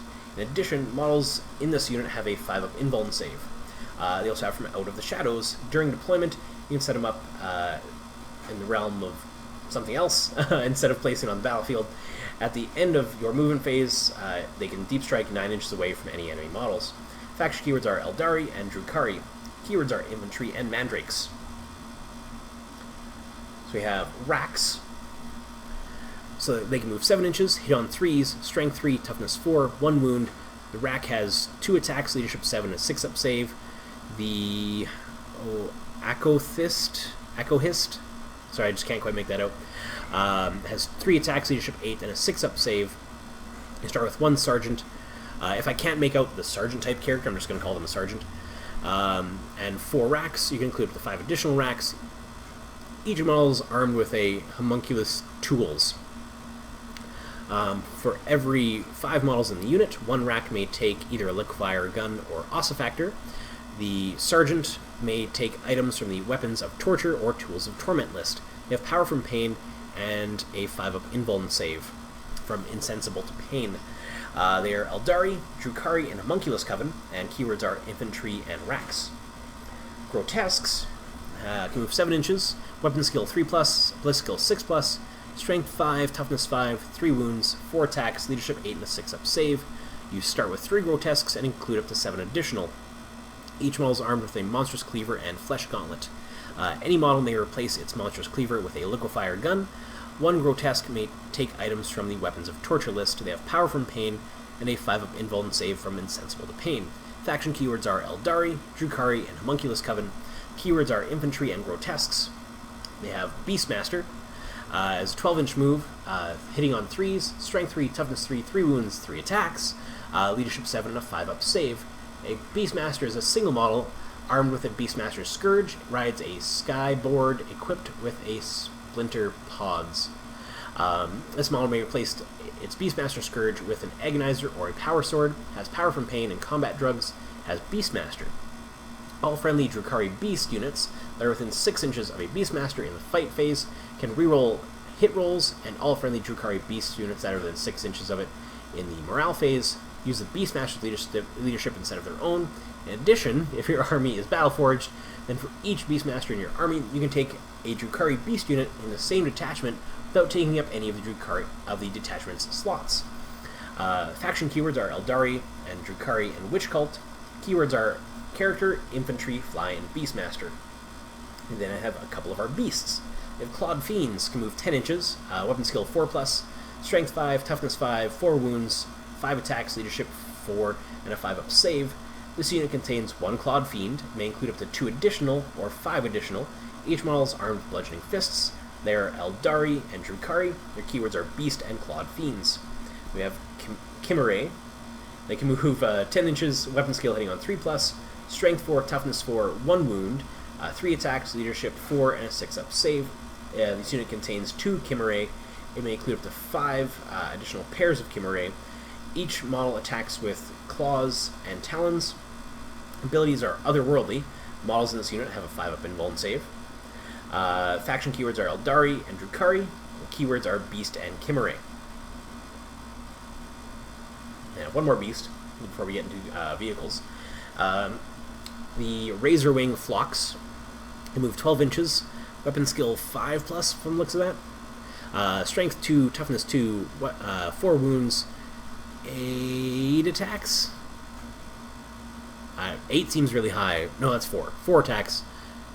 Maybe. I'm sorry, I can't make that out, but leadership 4, 7-up save. You start with 3 Phlox. You may include up to 3 additional or 9 additional.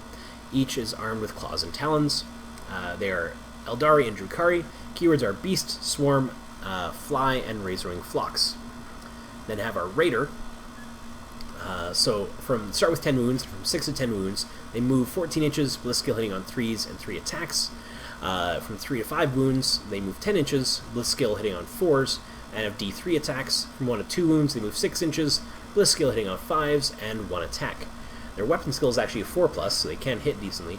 Strength 6, toughness 5, 10 wounds, leadership 7, and a 4-up save. Raider's a single model armed with a Dark Lance and Blade Veins. This model may replace its Dark Lance with a Disintegrator Cannon. This model may take a Shock Prow.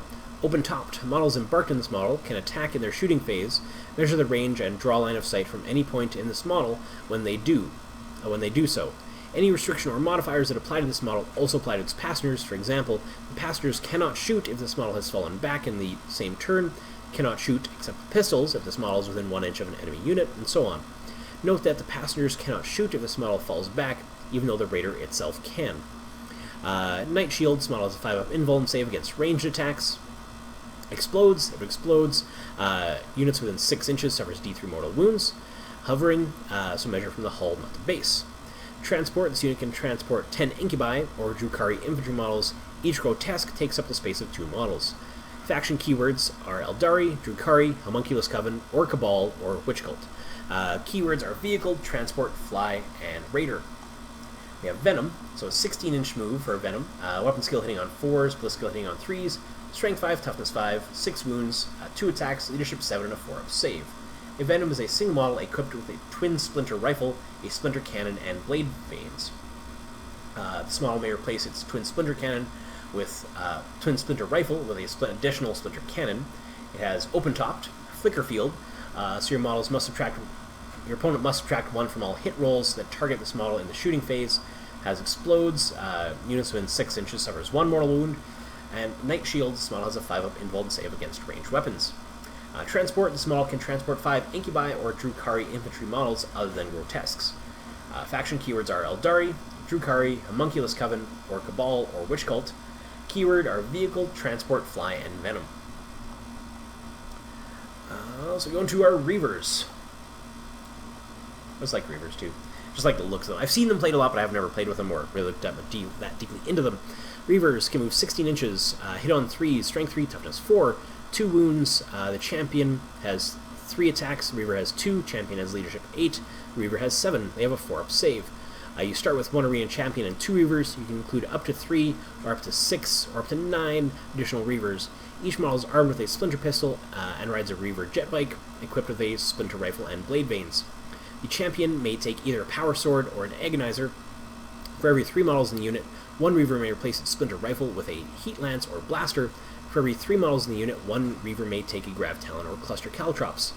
They have power from pain and combat drugs. Cluster caltrops are roll a d6 for each enemy unit within 1 inch of a model, with cluster caltrops that falls back. On a 4+, that unit suffers a mortal wound. So if you're engaged and you fall back, I'm going to fall back, count the units within an inch of one of these, fall back, and for a 4-up on each of those models, on a 4-up, those models suffer a mortal wound. Grav Talon, roll a d6 each time a model with a Grav Talon finishes a charge move within 1 inch of an enemy. On a 4-up, that unit suffers a mortal wound. Matchless Swiftness, when this unit advances, add 8 inches to its move characteristic for that movement phase instead of rolling a dice. Faction keywords are Eldari, Drukhari, and Witch Cult. Keywords are Biker, Fly, and Reavers. Hellions have a 14-inch move, hit on 3s, strength 3, toughness 3, 1 wound.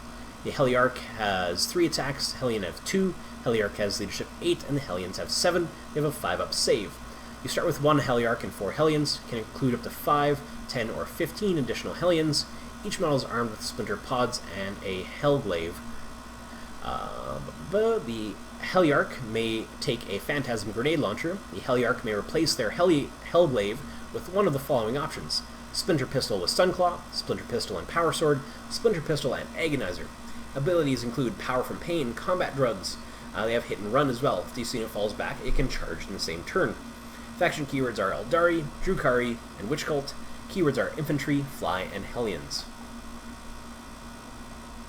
So here we have our Razorwing Jet Fighter. Starts at 10 wounds, and from 6 to 10 wounds it can move 20 to 72 inches. Hits on 3s with 3 attacks. From 3 to 5 wounds remaining, it moves 20 to 48 inches. Hits on 4s, Bliss Skill, and has D3 attacks. With 1 or 2 wounds remaining, it moves 20 to 32 inches. Bliss Skill hitting on 5s with 1 attack. The Razorwing is a single model equipped with 2 disintegrator cannons, a twin splinter rifle, and Razorwing missiles. This model may replace its 2 disintegrator cannons with 2 dark lances. This model may replace its twin splinter rifle with splinter cannon. Supersonic has Night Shield, so Supersonic will go over one more time. Each time this model moves, first pivot up to 90 degrees. This doesn't contribute to its movement, and then move the model straight forwards. Note this cannot pivot again after the initial pivot. When this model advances, increase the move characteristic by 20 until the end of the phase. Do not roll a dice. Night Shield has a 5-up invuln save against range weapons. Hard to hit. Your opponent must subtract 1 from hit rolls for attacks that target this model in the shooting phase. Has Airborne. This model cannot charge, can only be charged by units that can fly, and can only attack or be attacked in the fight phase by units that can fly. Has Crash and Burn, so it explodes, and units within 6 inches suffer D3 mortal wounds if it explodes. Faction keywords are Eldari, Drukhari, Cabal, or Witch Cult. Keywords are Vehicle, Fly, and Razorwing Jet Fighter. We also have our Void Raven Bomber. The Void Raven, I'll get my face out of the way of the one stat there, starts at 12 wounds. From 7 to 12 wounds, it moves 20 to 60 inches. Bliss Skill 3+, 3 attacks. From 4 to 6 wounds, it moves 20 to 40 inches. Bliss Skill of 4+, with D3 attacks. And from 1 to 3 wounds, it moves 20 to 25 inches, hitting on 5s and 1 attack. Weapon skill is 6+, strength 6, toughness 6, 12 wounds, leadership 7, and a 4-up save. It's a single model equipped with 2 Void Lances. This model may replace its 2 Void Lances with 2 Dark Scythes.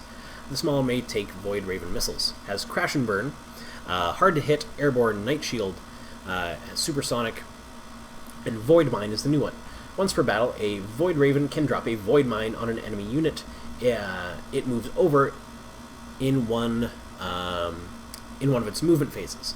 After the Void Raven has moved, pick one enemy unit that it flew over, then roll 3d6 for each vehicle or monster in the unit, or 1d6 for every other model in the unit, up to a maximum of 10.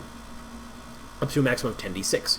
For each roll of 3+, the unit being bombed suffers a mortal wound. Okay, so for monsters and vehicles, you roll more dice so they can suffer more potential wounds. Faction keywords are Eldari, Drukhari, Cabal, or Witch Cult. Keywords are Vehicle, Fly, and Void Raven. So we have our Scourges. Scourges can move 14 inches, hit on 3s, Strength 3, Toughness 3, 1 wound. The Sergeant type character, Solarite, has 2 attacks. Scourges have 1. Solarite has leadership 8, and Scourges have 7. They both have a 4-up save. This unit contains 1 Solarite and 4 Scourges. It can contain up to 5 additional Scourges. Each model is equipped with a Shard Carbine, and Darklight Grenades. Up to 4 Scourges may replace their Shard Carbine with either a Splinter Cannon, Dark Lance, Heat Lance, Shredder, Haywire Blaster, or Blaster. The Solarite may replace their Shard Carbine with either a Splinter Pistol or Blast Pistol. If the Solarite replaces their Shard Carbine with a pistol, they may also take a Venom Blade, Power Lance, or Agonizer. They have Power from Pain and Ghostplate Armor, giving them a 6-up Invuln save. They have Winged Strike. During deployment, you can set them up flying high in the sky. At the end of your movement phase, you can Deep Strike them in 9 inches away from any enemy models. The faction keywords are Eldari and Drukhari. Keywords are Infantry, Fly, and Scourges. The Talos have 8-inch movement, Bliss skill hitting on 4, Weapon skill hitting on 3, Strength 6, Toughness 6, 7 wounds, 4 attacks, Leadership 8, and a 3-up save. This unit contains 1 Talos. It may contain an additional 2 Taloses. Talosi. Each model is equipped with 2 Splinter Cannons and 2 Macro Scalpels. Any Talos may replace one of its Macro Scalpels with Chain Flails, an Ichor Injector, or Twin Liquefier Gun. Any Talos may replace its 2 Splinter Cannons with a Stinger Pod, 2 Heat Lances, or 2 Haywire Blasters. They have Power from Pain, 5-up Invuln from Insensible to Pain, and explodes with each unit within D6 inches suffering a mortal wound. Faction keywords are Eldari, Drukhari, Homunculus Coven. Keywords are Monster and Talos. Alright, so you have Kronos. This one's a little blurry and kind of hard to read, but we'll try. Movement of 8-inch, hits on 4s, Strength 5, Toughness 6, 7 wounds, 3 attacks, Leadership 9, and a 3-up save.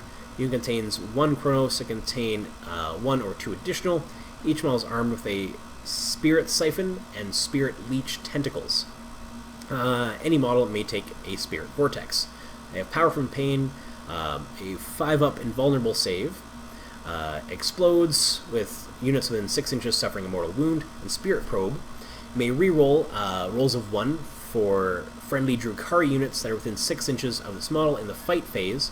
In addition, if a Kronos inflicts 1 or more wounds in the fight phase, you can pick a friendly Drukhari unit within 6 inches of the Kronos that is not a vehicle. The unit you pick recovers 1 wound lost earlier in the battle. The Ravager starts at 10 wounds, and from 6 to 10 wounds can move 14 inches, Bliss skill hitting on 3s and 3 attacks. With 3 to 5 wounds remaining, it moves 10 inches, Bliss skill on 4s, D3 attacks. From 1 to 2 wounds, it moves 6 inches, Bliss skill on 5s, and 1 attack. Weapon skill hits on 4+, Strength 6, Toughness 6, 10 wounds to start, Leadership 7, and a 4-up save. A Ravager is a single model equipped with Blade Veins and 3 Dark Lances. Wargear options. This model may replace any of its Dark Lances with a Disintegrator Cannon. This model may take a Shock Prow. Night Shield gives it a 5-up Invuln save, and if it explodes, each unit within D6 inch suffers within 6 inches suffers D3 mortal wounds. Faction keywords are Eldari, Drukhari, Drukhari Cabal. Its keywords are vehicle, fly, and ravager. Getting into our Harlequins army list. We're almost home, guys. So we'll take a look at the army list and the abilities first. So Rising Crescendo. Units with this ability can advance and charge in the same turn. In addition, they can fall back and still shoot and or charge in the same turn. They have the Phantasmancy discipline. So before battle, generate your powers off this table. You can roll D3 or select. The Twilight Pathways has a warp charge value of 6. If manifested, select a visible friendly Harlequins unit within 3 inches of the Psyker. That unit can immediately move as a movement phase. You cannot use Twilight Pathways on a unit more than once in each psychic phase. So you can't just boost a unit up the table. Fog of Dreams has a warp charge value of 7. If manifested, select a visible enemy unit within 18 inches of the Psyker. Until the start of your next psychic phase, your opponent must subtract 1 from all hit rolls for that unit that target Harlequin infantry units. And the last one is Mirror of Minds, has a warp charge value of 8. If manifested, select an enemy unit within 24 inches of the Psyker. Then, both players roll a dice. If the Harlequin player's roll is equal to or higher than their opponent's, then the target unit suffers 1 mortal wound.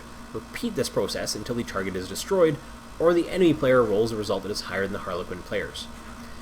So you might get nothing, because it's just roll off until either everything dies or the opponent wins the roll off.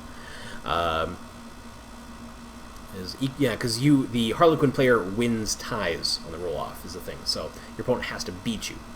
Keywords are Mask. So Mask is essentially the chapter or Homunculus Coven or Craftworld or whatever that is Mask for the Harlequins. So the troop can move 8 inches, hit on 3s, strength 3, toughness 3, 1 wound, 4 attacks, leadership 8, and a 6-up save. This contains 5 players. You can include up to 7 additional players. Each model is armed with a shuriken pistol, Harlequin blade, and prismatic grenades. Any model may replace its shuriken pistol with a neurodisruptor or fusion pistol. Any model may replace its Harlequin blade with a Harlequin's Embrace, Harlequin's Kiss, or Harlequin's Caress. They have Rising Crescendo. Flip Belt. This unit can move across models and terrain as if they were not there. Hollow Suit gives them a 4-up invuln save. Faction keywords are Eldari, Harlequins, and Mask. Keywords are Infantry and Troop. Alright, so the Troop Master can move 8 inches, hits on 2s, Strength and Toughness 3, 5 wounds, 5 attacks, Leadership 9, and a 6-up save. Troop Master is a single model armed with a shuriken pistol, Harlequin's blade, and prismatic grenades. This model may replace its shuriken pistol with a neurodisruptor or fusion pistol.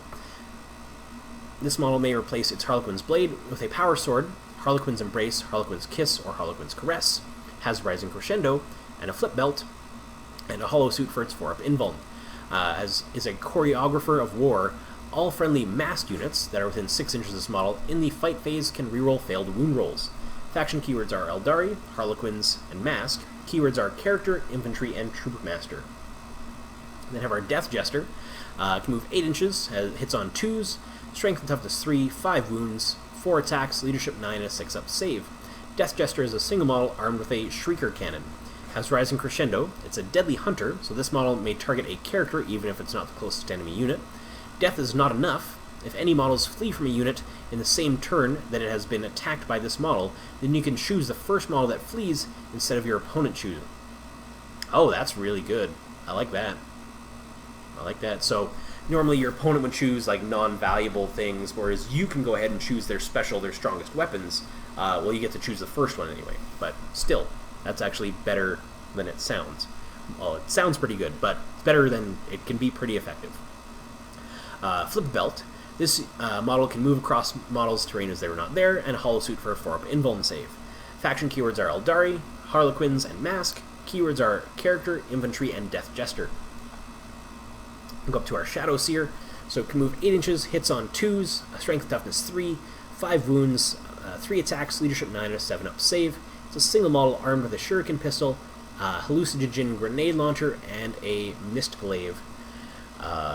This model may replace its Shuriken pistol with a Neurodisruptor, has Rising Crescendo, a Flip Belt, a Hollow Suit, and can shield from harm. Your opponent must subtract 1 from the wound rolls for any attacks made against this model, and for any attacks against any friendly masked infantry units that are within 6 inches of 1 or more models with this ability. And it's a Psyker, can attempt to manifest 2 powers, and can attempt to deny 1. Faction keywords are Eldari, Harlequins, and Mask. Keywords are Character, Infantry, Psyker, and Shadowseer. However, Solitaire can move 12 inches, hits on 2s, Strength Toughness 3, 5 wounds, 8 attacks, Leadership 9, 8 attacks? Yep, 8 attacks. Leadership 9, 6 up save. A Solitaire is a single model armed with a Harlequin's Caress and a Harlequin's Kiss. Only one of this model can be included in your army. They have Rising Crescendo, a 3 up invuln save from Impossible Form, and a Flip Belt. They also have Blitz.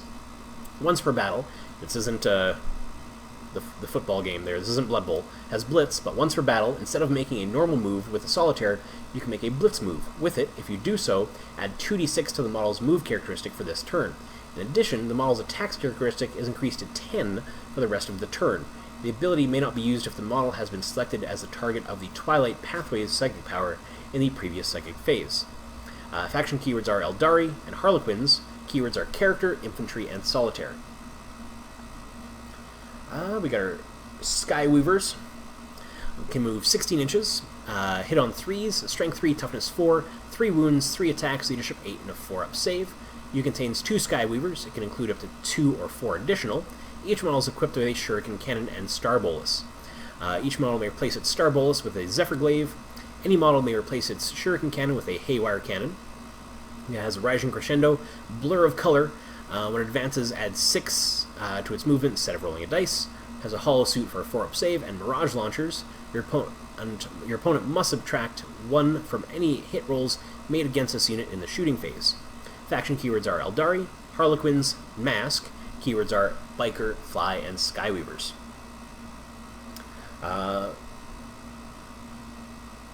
What? Okay. Okay, now we have the vehicle Skyweaver. Okay.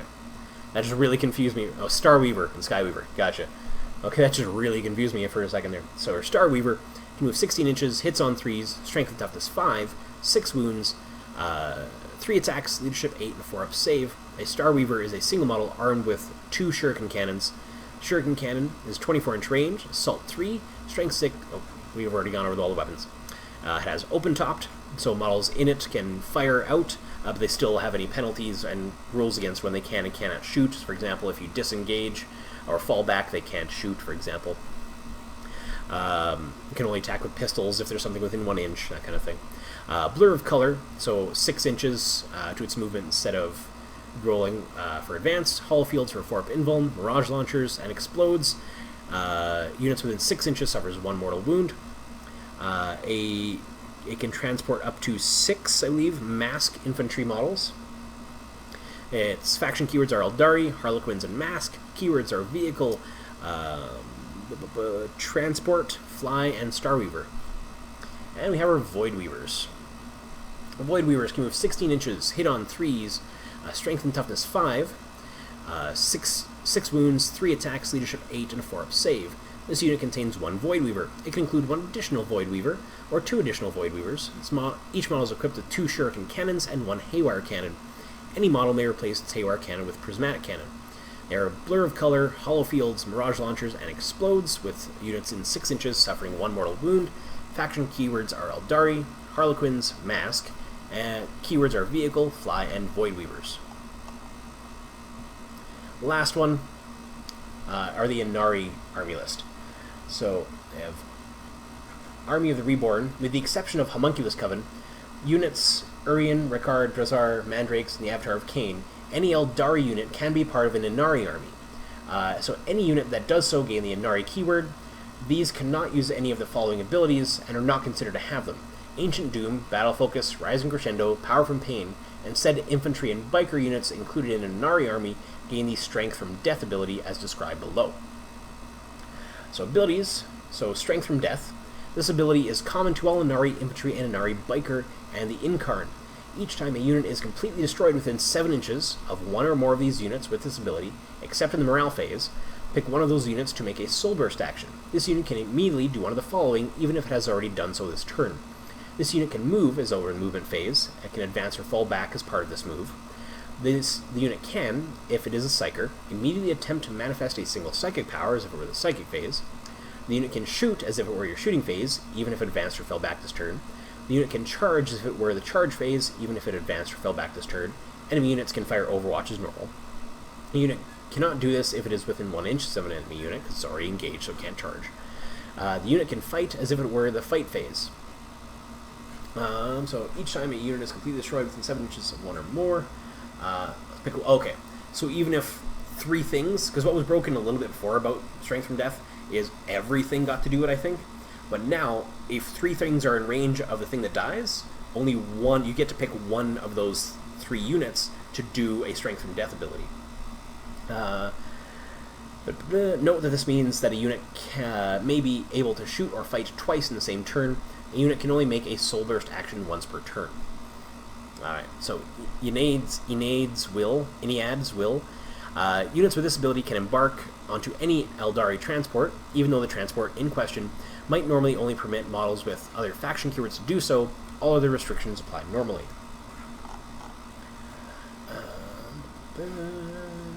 Alright, so our Revenant Discipline is a psychic discipline for the Ynnari. So you pick it as normal, you can roll a d3 or just pick the powers off of it. The Gaze of Ynnari is a warp charge value of 8. If manifested, select a visible enemy unit within 18 inches of the Psyker and roll a d6. On a 1, that unit suffers a mortal wound. On a 2 to 5, a unit suffers d3 mortal wounds. On a 6, a unit suffers d6 mortal wounds. Seems good. It's one of the few powers that guarantees damage, doesn't need a roll off, doesn't need to roll against something, it guarantees at least 1 mortal wound against any type of unit. Ancestor's Grace has a warp charge value of 5. If manifested, select a friendly Ynnari unit within 18 inches of the Psyker until the start of your next turn, of your next psychic phase, sorry. You can reroll hit rolls of 1 for that unit. Not bad. Word of the Phoenix has a warp charge value of 6. If manifested, select a friendly Ynnari unit within 18 inches of the Psyker that has not made a soul burst action this turn. The unit can immediately make a soul burst action. That's pretty good too, actually. Probably one of the better psychic disciplines in this book. So we have Yvraine. Guess what, guys? This is our last page. Holy cow, this is our last page. Holy cow, this is our last page. Okay, anyway, we'll go over these. Yvraine, we'll actually do all of these guys' weapons, because we didn't have, I don't think we did the weapons for them. So Yvraine can move 8 inches, hits on 2s, strength 3, toughness 3, 5 wounds, 4 attacks, leadership 9, a 6-up save. Single model armed with Kavzir, the Sword of Sorrows, and you can only end 1 in your army.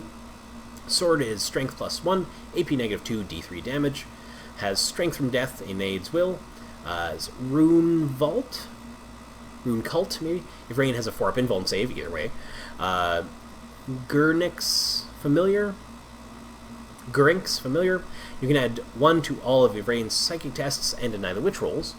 Herald of Ynnari. I'm sorry if I'm butchering that again. Each time another Eldari model is slain within 7 inches of Yvraine, roll a d6. On a 4-up, Yvraine immediately regains a lost wound. If the model was a Psyker, you can immediately generate another psychic power for Yvraine from the Revenant Discipline. Well, that's pretty cool. Alright. Yvraine can attempt to manifest 2 psychic powers in each friendly phase and attempt to deny 1. Faction keywords are Eldari and Ynnari. Keywords are Character, Infantry, Psyker, and Yvraine. The Vizarch can move 8 inches, Weapon Skill 2, Bliss Skill 2+, Strength 3, Toughness 3, 5 wounds, 5 attacks, Leadership 9, and a 3-up save. The Vizarch is a single model armed with Asuvar, the Sword of Silent Screams, and you can only have 1 in your army.